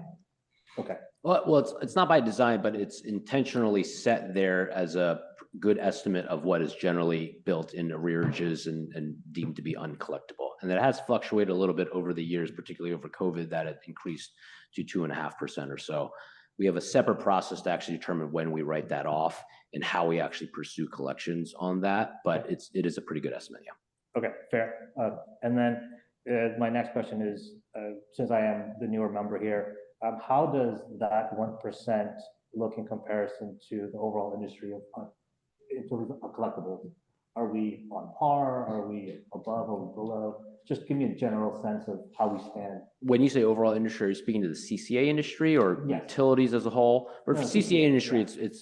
it's in line. I don't know, Jason, who's our senior manager in finance, I know has done some benchmarking of this in the past, so I can't speak maybe as well to exactly where other CCA have set, but it's generally in line. I don't know if Jason, you have anything to add to that. Yeah, thank you, Howard. Yeah, there is obviously, a natural distribution depending upon CCA regional demographics. We tend to be kind of on the slightly higher side, but still within like a standard deviation of normal range. What is that standard deviation, if I may ask, Jason? Is that? I don't know it off the top of my head, but the industry average is like around 0.85%, somewhere around there. According to our accountant who manages a lot of the different CCAs and tracks that. Okay, thank you, Jason. I appreciate it. Mhm. By the way, I like your shirt. Oh, thank you. Yeah. Thank you. No more questions. Okay, San Leandro? I just want to make sure I understand the marketplace benchmark and how the risk plays out. So in the reevaluation by the CPUC, is the concern that they would lower the marketplace benchmark? And so correspondingly, we would lose operating headroom, That is financial headroom. I mean, that's the potential risk until it plays through. We really We can't don't say know. with certainty what's going to happen there. I think their intention is to revisit the formula and the structure in which you calculate the MPB. And so there's always uncertainty as what actually happens as a result of that. Generally speaking, that's, the directional risk. Yeah. If I can add to that, is that perspective that they're looking or retrospect? They're definitely looking at it prospectively, and they're considering looking at it retroactively as well, which is the more alarming, surprising aspect of this, because they rarely look at retroactively adjusting rates. Yep. So one other question, I did say one, it was actually two. Double it again inspired me. If we get a partial collection, do we split that proportionately with PG&E? So let's just make the math really simple. We account for 30% of the bill, PG&E accounts for 70% of the bill. I'm making up numbers here. I'm gonna phone a friend on Okay, this you're one. phoning a friend. It's So changed over the years. if we receive $100 out of a $500 bill, Right. how does that money get split? So it used to be that PG&E's cup got filled first because theirs are disconnectable charges. We can't turn someone's power off, they can. During COVID, because we were seeing such a high percentage of partial payments, they actually made this a pro rata or proportional distribution for partial payments, and that has continued on. And the they in the sentence is PG&E or the state? PUC. The PUC, perfect. Those are my questions. Thank you. Any additional questions by members in the room? You'll find membership or attendance in the room has its privileges for me. Online, any questions by any members online at this time? Clarifying questions? Seeing none, thank you very much. We'll go to public comment. If there's any member of the public that would like to speak on item 17 in the room, please approach the podium at this time. Seeing none, online? There are no hands raised at this time. Close public comment, bringing it back to the members for conversation or deliberations. This is an informational item. Are there any comments by any members in the room at this time? Seeing none, any comments by any members online at this time? Okay, I'll just add, my comment is that I am very concerned about our reserves as we bring on new territory and are expanding in a growth phase. I know we'll discuss the waterfall at the budgeting process, and I think that we should make sure we allow ample time to have a conversation about it, because we're bringing on some large territory and large things in the future that will significantly, we should have some time to talk about it and think about it fully. Okay. Seeing no further comments or questions, we will close item number 17, slightly ahead of schedule, and move to item 18, before I introduce JP, I will mention as the chair that this is a very important item for AVA, for our members. We're going to need feedback from our members here. So just to kind of cue you in that this is a very important topic for us. Okay, so with that staff presentation, welcome JP. Thank you, Chair Balch. Hello, my name is JP Ross. I'm Vice President of Global Development at AVA Community Energy. I'm sorry, we can't hear. Can you speak in the microphone, please? Sure. Is that better? JP Ross, Vice President of Local Development at AVA Community Energy, and I'm going to be talking to you about an informational item tonight regarding our critical municipal facilities program. And can you bring up the presentation?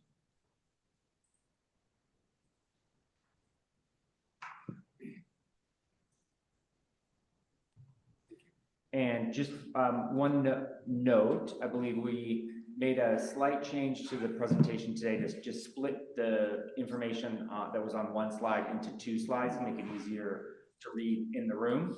So no information has changed, but we made that change after presenting to the CAC last night, and the eye chart was not helpful for folks in the room. So that's just a note. So slide 4 has been changed to slide 4 and 5.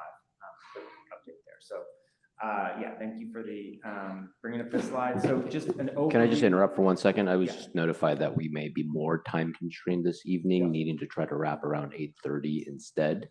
8:30. So that's good news for all of our board members, but bad news for need to accelerate here. Okay. So just wanted to flag that for you. Is that And how correct, many other Adrian? items? How many We have other one more items? very short item, I think, on subcommittee assignments, so we can use the lion's share for this, but let's move it quickly then. Okay, great. Thanks very much.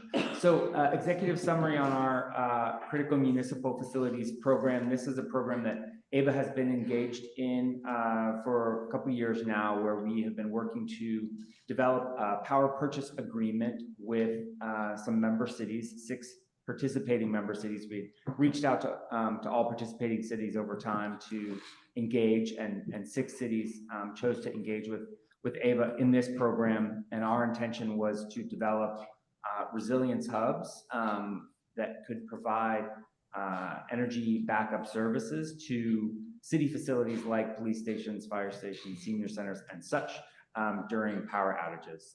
The structure of the program was such that AVA would be contracting with an asset owner, a solar and storage asset owner, who would develop and own and operate those assets, and AVA would sign a PPA, a power purchase agreement, with that asset owner, and then we would turn around and mirror that power purchase agreement with the 6 participating cities. So we've been working to develop that project and negotiate those power purchase agreements over the last couple of years, really in earnest over the last year. We had selected a PPA counterparty named Greenbridge. We brought that to the November board meeting to receive approval to proceed with negotiation and execution of that power purchase agreement with Greenbridge as the asset owner. And there's a very key milestone in this program specifically, which is we have secured net energy metering 2.0 applications for these facilities that was applied for back in 2023. And those systems will deliver higher cost savings to these particular sites if we can develop these projects and receive inspection by the cities by April of 2026. So we have a constrained time frame that we're operating on. This is a traditionally complicated sector, these kind of small to medium commercial and in this case municipal solar and storage systems. And so the residential solar market is quite robust and mature. The utility scale solar and storage market is quite robust and mature. And this sits kind of in the middle. It's a difficult and challenging sector to deliver in. And part of the value that AVA has brought to this program is by combining this portfolio, by bringing multiple creditworthy counterparties to the table and bringing volume. This portfolio is about 5.5 megawatts of solar and about 7 megawatt hours of batteries. There's enough aggregate volume that asset owners kind of, responded to our solicitation, and we had a path forward to develop these projects. Next slide, please. And that progress has come at some risks and challenges, especially over the last couple of months with the transition to the new administration. So the projects, as noted, really need to be installed in order to maximize savings for our cities by April of 2026. And so the savings for our cities are really primarily driven by net metering 2.0. There's a fall off in savings if we miss that April 26th timeframe, and a lot of the underlying value created by not only net metering 2.0, but also the federal investment tax credit and some incentives that we have brought to bear, as well as a couple of federal grants that were awarded. AVA pursued some grants and we were awarded them through the appropriations process. Some of those are now being brought under question with respect to the new administration. So the risk and uncertainty have grown over time. So some of the risk is stemming from, as mentioned, the political and economic risk. So there are some new tariffs on imports from China. There's a lot of the solar materials, the batteries, the inverters, the modules do come from China. There's some equipment that we can get from other countries, but there's increasing risk really around kind of worldwide tariffs that the Trump administration is contemplating and messaging.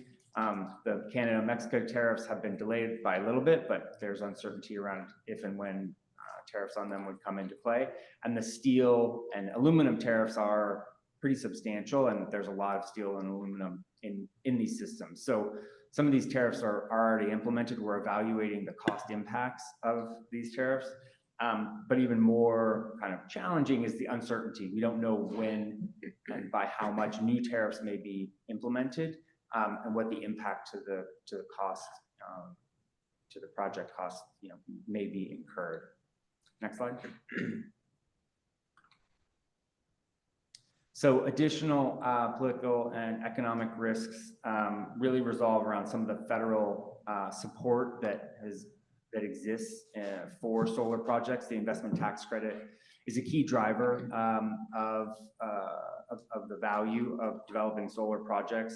It's fairly longstanding and is something that the Trump administration issued an executive order trying to repeal. That's not feasible. It's law, it's legislation, so it cannot be overturned by fiat or executive order. But there has been movement within some of the congressional bodies to overturn the tax credit. So that introduces and increases uncertainty. And one issue around the longevity of the investment tax credit, even though legislation to overturn it might take a while, we can't claim, or in this case, Greenbridge, the counterparty, couldn't claim the investment tax credit until after these systems are installed. So that's probably a year from now at the minimum. And so, claiming this tax credit is pretty far out in the future. So there's certainly uncertainty around anybody's ability to exercise that value, and it's pretty key to the savings value proposition in developing solar projects. So that's at risk. We also have these federal appropriations, $2 million in grants and earmarks. We've had challenges contacting the Department of Energy staff that we've been in contact with to try to receive those tax credits. So that's something that we're still pushing on, but similarly, the budgetary and the grant uncertainty that's been added to the market is a challenge. So yeah, I think that covers those 3 points. If we go to the next slide. So there's also kind of schedule and counterparty risk that we have identified. So the net metering 2.0 deadline, in light of the new federal policies, is something that we're concerned with. We have not yet executed the agreements, and right now the majority of the risk of missing the deadlines is really pushed to the counterparty. So we have pretty significant, very significant liquidated damages as well as termination rights if the projects do not, are not completed on time. That's, you know, to protect ourselves, to protect our cities, but the risk of that to the development counterparties is a challenge for them to take on. You know, one of the other issues that the tariffs and that we might start to face at the border is just kind of the delays in imports at customs. So tariffs as well as customs present some kind of delivery challenges from a timing perspective that are currently difficult to forecast. Labor is an area that, you know, we are aware of will be in high demand. We are not the only party attempting to install and deliver solar projects by April of 2026. Many different solar installers and customers applied for these interconnection agreements, and they're all coming due at the same time. So certainly aware that you know, qualified labor may be in short supply, you know, through the end of this calendar year and into early next calendar year. So similarly presenting some schedule risk. And you know, Greenbridge, our PPA counterparty, has really just over the last bit of time raised significant concerns on their ability to deliver according to this deadline at the rates that they have quoted us, the PPA rates that they quoted us. And like late last week alerted us that they have currently paused work on this portfolio, and we're concerned that they may not continue with the negotiation and working on this deal, and may eventually walk away from this partnership. So we wanted to bring this to you and talk through those realities and some of the risk mitigations that we've been discussing. We can go to the next slide, please.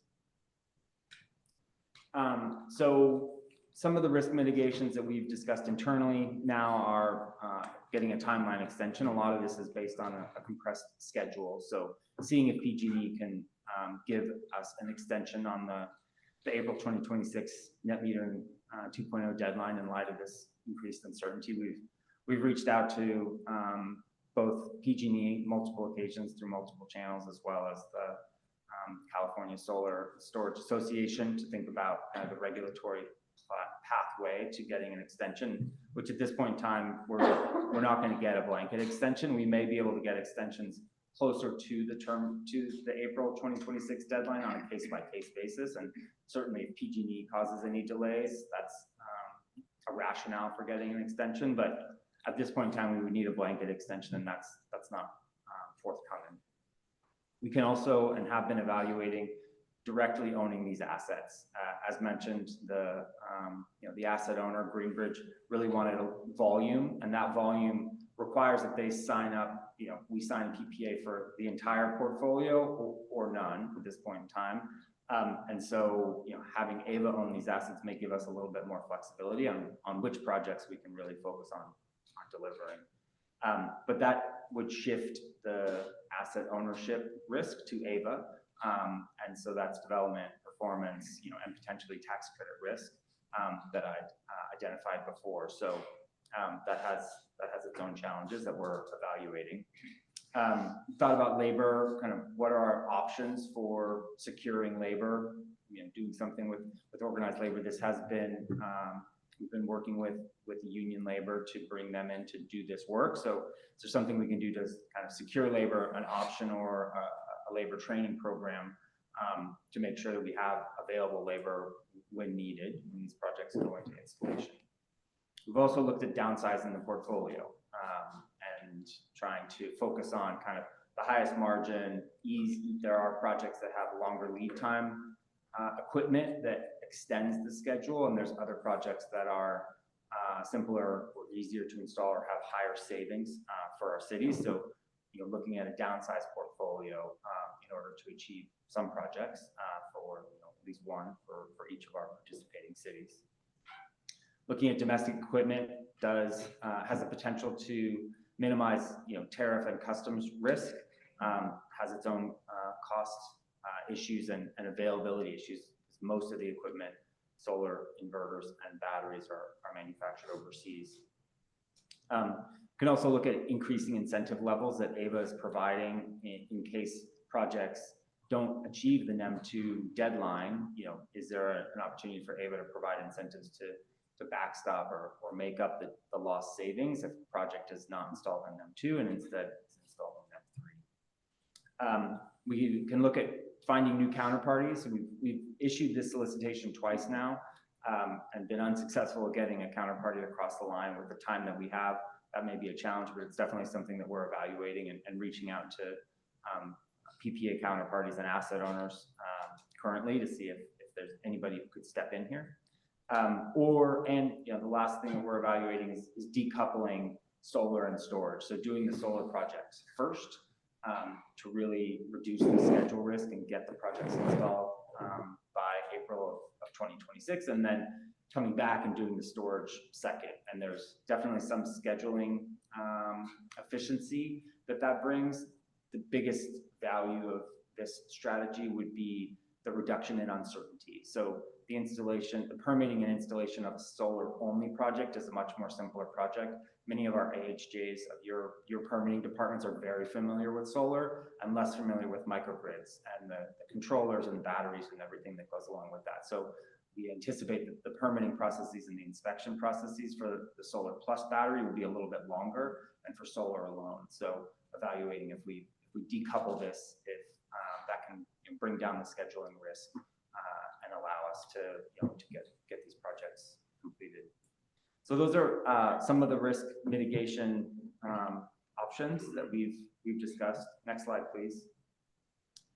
So as we think about our options and how we can progress with this, there's a few that we've been evaluating. So one is kind of moving forward with the current developers, Greenbridge and Gridscape, but reducing some of the termination rights that AVA has that shifts some some more risk to AVA and potentially to our cities in order to get them to be more comfortable with the deal as it's structured.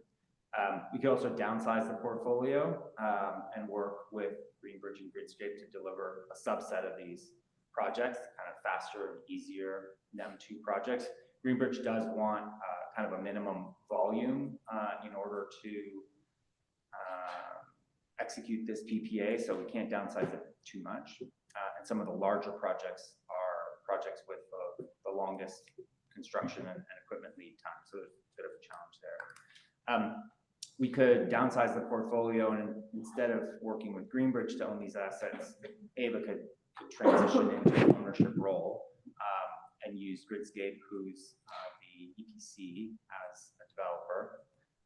Or we could own these assets and look to bring on a new developer outside of Gridscape, who's been working on this process, and each of those has its own procurement pathway that we're evaluating. We could also look to kind of downsize the portfolio and de-risk the schedule by just assuming that all these projects would be installed under solar billing plan, and we'd have to evaluate what's the incentive level, a higher incentive level to counteract the lost savings, so that we could still deliver some savings to the participating cities in those facilities. Or we could cancel this work, and we do have a solar and storage incentive program with a resilience hub set aside coming online later in the year, and look to just increase incentives, put some of the CMF funding that we have into incentives, and let the cities pursue their own projects. They can already pursue their own projects within the Resilience Hub initiative, but that's another option, is to step back from this a little bit and let the cities, cities and staff pursue these types of projects on your own. Next slide, please. So where we are now, we're at a very critical juncture in light of where net metering 2.0 is landing, with needing to get these systems installed in a fairly short time frame, and the scheduling risk that's been introduced and that we've been made aware of from our counterparty. We are going to have to make a quick decision on what our options are if we're going to continue moving this forward. And This is an information item for you all today, so we would expect, based on feedback today, to come back with an action item next month, based on kind of the evaluation that we're currently undertaking. Considering Greenbridge's, given us notification that they're pausing work on this, we're evaluating what our options are, and thinking about, can we reduce this portfolio? Can we evaluate AVA owning these assets to deliver some number of projects to our cities? And we're evaluating what would that take? What are the things that we would need to build either internally or contract for externally? And how could we still deliver some of these projects to our cities, considering the amount of time and the value that we believe that this brings to our communities. And with that, I'm open. Okay, in the interest of time, I'm going to immediately take over. One quick note, I'm told that we can push to 8:45, so we have a little bit more, slightly more breathing. Well, our staff will be helping to clear and transition the room. I think we probably have a contract that lets us go to 10, but we'll just not push that. So what we're going to do is we're going to open up public comment first, and then we'll have clarifying questions and board comments all at once, so that try to compress the schedule. So at this time, if there's any member of the public that would like to speak to item 18, please approach the podium. None in the room. How about online? Yes. Bradley Cleveland, you recognize for 2 minutes. Thank you. My name is Bradley Cleveland. I'm an Oakland resident and consultant with IBEW, Electrical Workers Union, Local 595, and their partners, NorCal NECA, the Electrical Contractors Association. I've spoken a number of times in favor of this initiative. It's good for the cities and AVA customers who will benefit from resilience hubs, and it supports local contractors and provides good union jobs. And I just want to remind you, this is a really important initiative. It could be a model program for the state, not just this area. I really appreciate the work. We've been able to work with the staff to develop strategies, the staff has worked to develop strategies to move this initiative forward, and we will continue to work with the staff to resolve some of these challenges. It's clearly too early to know the best path forward, but I'm optimistic with the board support that we can bring this initiative to fruition. Thank you. Thank you. Yes, Jim Lutz, you recognize for 2 minutes. Yeah, Jim Lutz again. Just a quick question that I should have brought up at the CAC meeting last night, but I didn't think of it till afterwards. Would it be possible to use some of the reserves as a temporary funding bridge to maybe make some of this, one of these options happen, and then take advantage of AVA's ability to issue bonds to, make it back later and make the reserves whole again.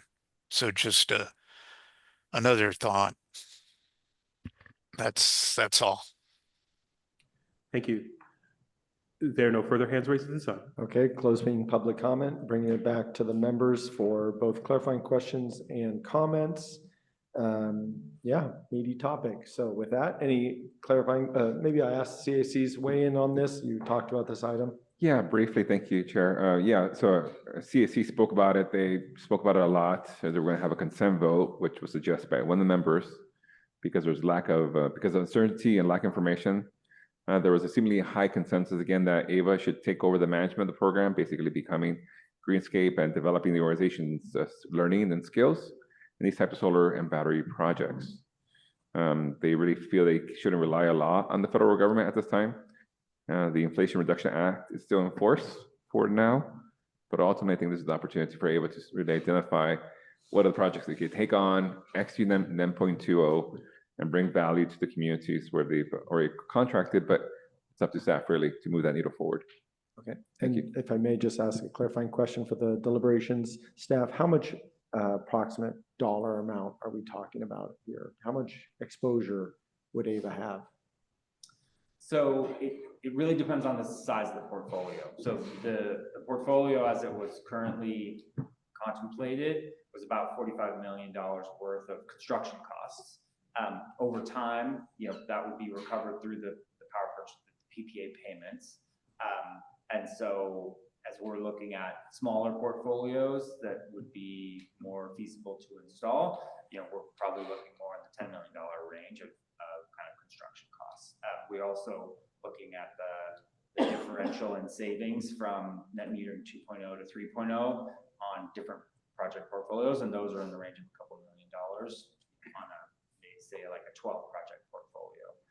So those are details that we're still kind of working out, as well as what would be an AVA PPA price that we could deliver, because the pricing we have is really the last pricing from Greenbridge. So that's a last data point, but as we evaluate these options, those are things that we're working on right now. I'll also just add, given the compressed time frame, I anticipate we'll bring something back for formal recommendation action, hopefully as soon as March, because we have to keep this thing moving.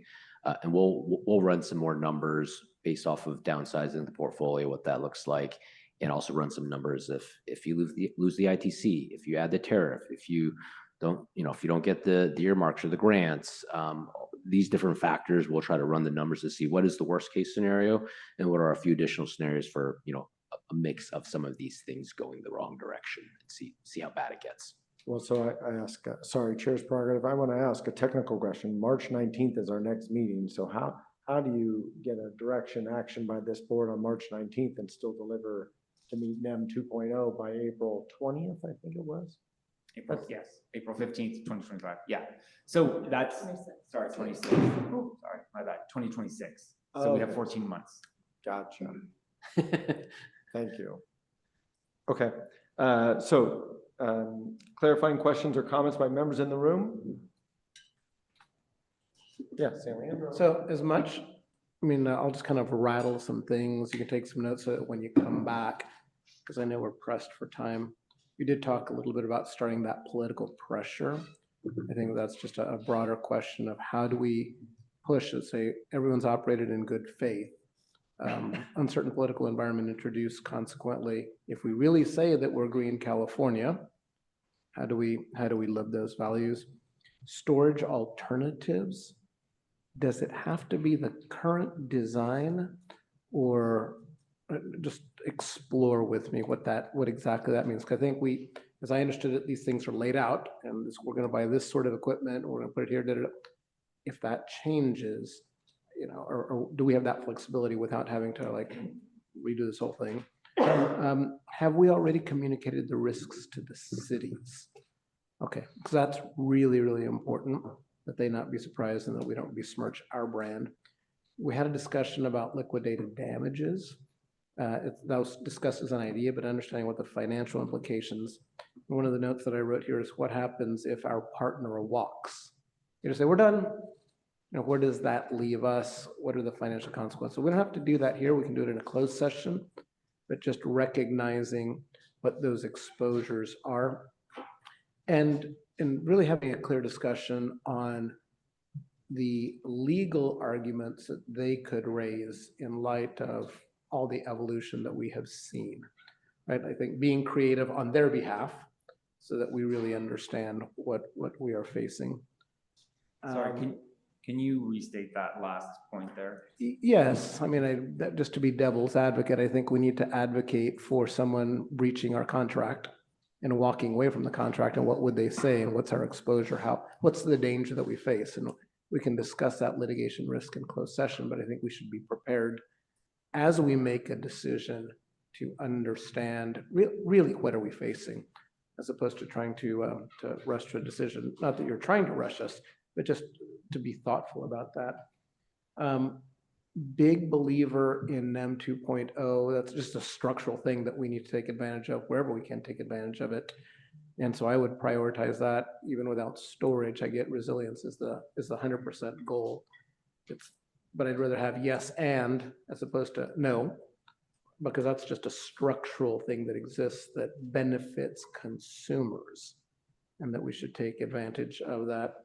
And the last one was just making sure that the investment tax credit works like I think it does, which is basically if you put in the panels, you get the credit. Do you need to put in the batteries too? Question mark. Do you need, if you put the batteries in later? They're independent, so you can get them on each, but yes, we Perfect. can walk through that. Perfect. Yep. Okay, so those are just the things that are rattling through my head. Well, one really quick clarification I just want to make so we're on the same page. The contract is not currently signed. It's in a late negotiated form. And that's good and bad. If we had signed it, we'd be moving forward, but then we'd be talking about other types of potential disputes and litigation and challenges of that nature. So to some extent, it's good where we're at because we have an option to pivot and decide if we want to expose our capital at risk or not, but we are under a compressed timeframe, of course. Thank you, Chair. Okay, any additional comments or questions by members in the room? Seeing none, members online, Berkeley, thank you. Thank you so much. Yeah, this is the type of conversation I've been dreading for the past 2 months, looking at the vagaries of the new federal administration. I had a couple of questions that do not need to be answered right now for time. One question is just you've provided just a very thorough risk assessment based on, as I understand it, construction of the project or projects. My understanding is then the municipalities, if the project is completed, would take over. I just came from a hearing in Sacramento. It's the principal reason I'm online. There are state agencies very seriously making recommendations to claw back the 20-year NEM 2 requirement. And obviously that's concerning to me on many levels and should probably be concerning to all of us. One thing that I would maybe suggest as part of the risk assessment as it comes back to us is look not only what happens if we miss the NEM 2 deadline, but if maybe the operations under NEM 2 is goes to less than 20 years. I did want to your point, JP, that this is not unique to AVA. There are multiple projects that are going to be coming due on April 26th. Are there opportunities either with other CCAs or other stakeholders writ large to go in on this together and have a shared advocacy front, either through the Cal CCA process or in general in Sacramento, beyond just PG&E, actually going to the legislature and the CPUC to see what can be done to, given what not just we are facing, to see if that April 26th deadline can be moved. My general, there do not seem to be any good alternatives, but there are some that are sound more promising to me than others. And I definitely wanted to see what can be done in terms of either Greenbridge or successor to Greenbridge, or I guess potentially us, although I would be reticent to before I see the risk analysis of us taking on the full liability for this, but to partner with NICA and or other labor entities to see if we can secure labor, qualified labor as part of this. And per the comment from IBW, it sounds like this would be of great importance to the community. And I also just, I think, simplifying the installs to just solar, sizing for the anticipation of whatever battery is needed to be added on later, that makes sense to me, given that NEM 3 is designed, or rather NEM 2 as designed. Under the NEM 3 rules, you can add a battery later as long as it is properly sized. So that alternative made a lot of sense to me as well. Like others, I look forward to seeing kind of the full extent of the risk assessment. In the meantime, I imagine we are not the only entity that is dealing with this. And I would love for us to consider really raising our voices in Sacramento around what it means when we have kind of a new federal regime that is leading to a lot of uncertainty in the space. The importance of the state doing everything it can to support rather than slow down additional investments in local renewable energy, critical needs facilities, and resiliency. Thank you. Thank you. Any additional members online that have a comment or question? Seeing none, I'll just maybe add mine to this. This is difficult. I spoke with the CEO about it extensively before this meeting. For me, I will mention, after rereading our JPA agreement and thinking about the principles of this organization, that generally Pleasanton would probably like to consider leaning into our JPA members to try to see if there's a solution here. That might mean a reduced portfolio, but it is in territory generation. That is something that we've been trying to achieve significantly through a lot of different options. It is resiliency at libraries, senior centers, community centers, city halls, police and fire stations, etc. And I also will mention that CAP 2.0, at least for Pleasanton, is a challenging situation. And this helps us all. I'm not, the air quality does not stop at Pleasanton's jurisdictional boundary lines. So personally, I've asked staff to consider trying to kind of look at solutions that allow us to lean into the JPA mission if it's possible. That being said, the PCIA changes that we were mentioning earlier at the prior item, the NEM 2.0 changes if potentially there and possible, and the increasing portfolio of AVA related to additional service territory, load, and our reserves, I think are all factors that staff will have to guide us on with their recommendations. So that's generally where I think Pleasanton's at. I see Hayward's raise your hand, and yes, please. Thank you, Chair. This is Alameda County. I want to concur with the comments made already by previous speakers. I really appreciate staff flagging this, briefing us.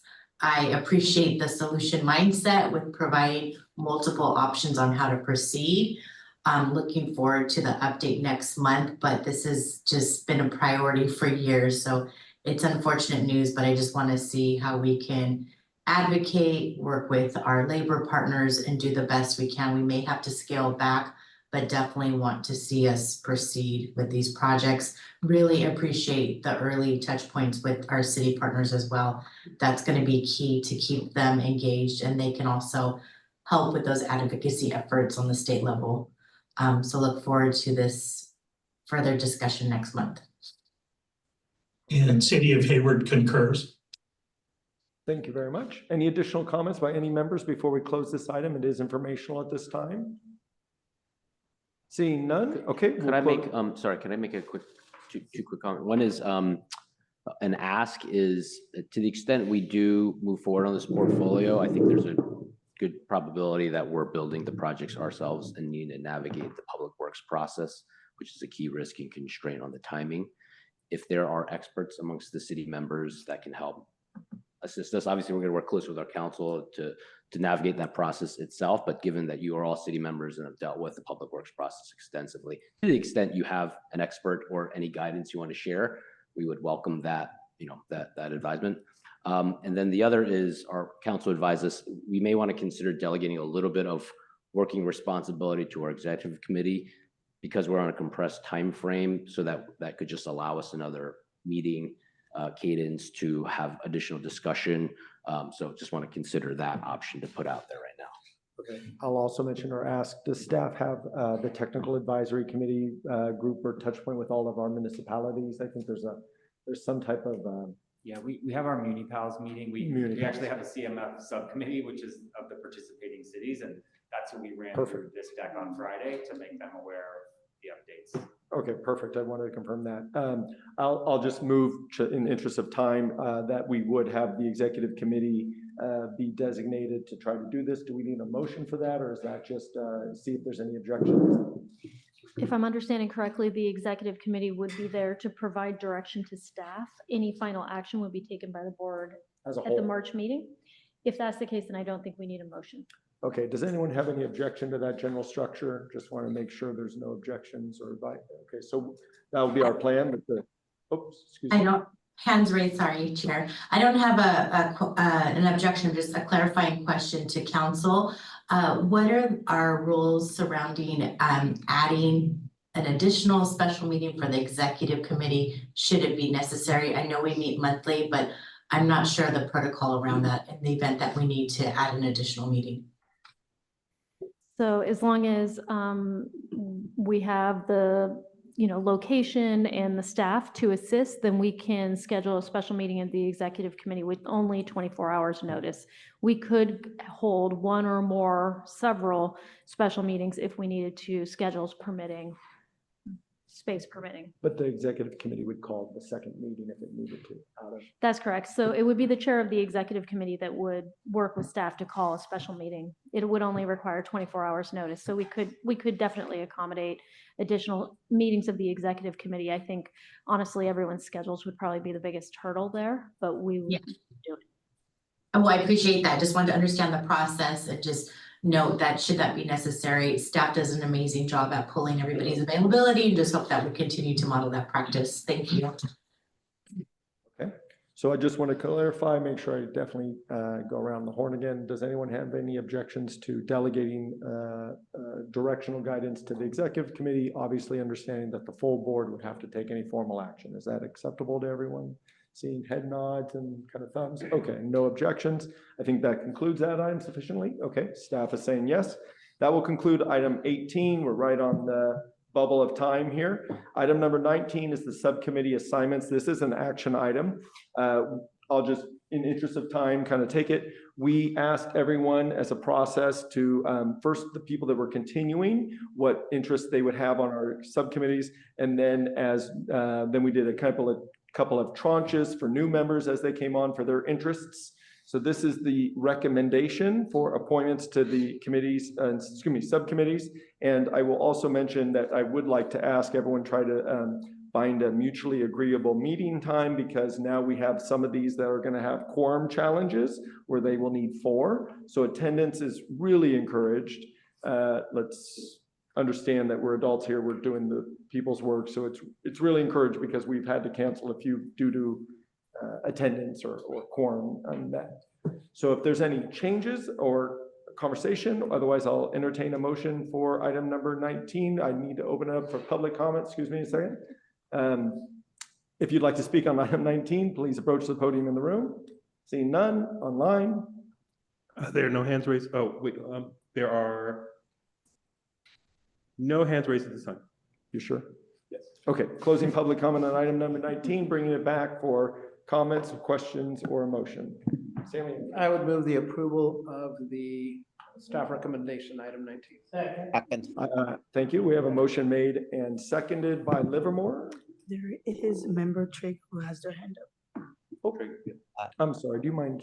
That was to make a motion, so I took it. Oh, so polite of you. I apologize. I couldn't see it because of the slide presentation, but we'll allow Livermore to second if you don't mind and continue to move forward. We have a motion made and seconded, and roll call vote, please. Great, thank you. Alameda County, Aye. Albany, Yes.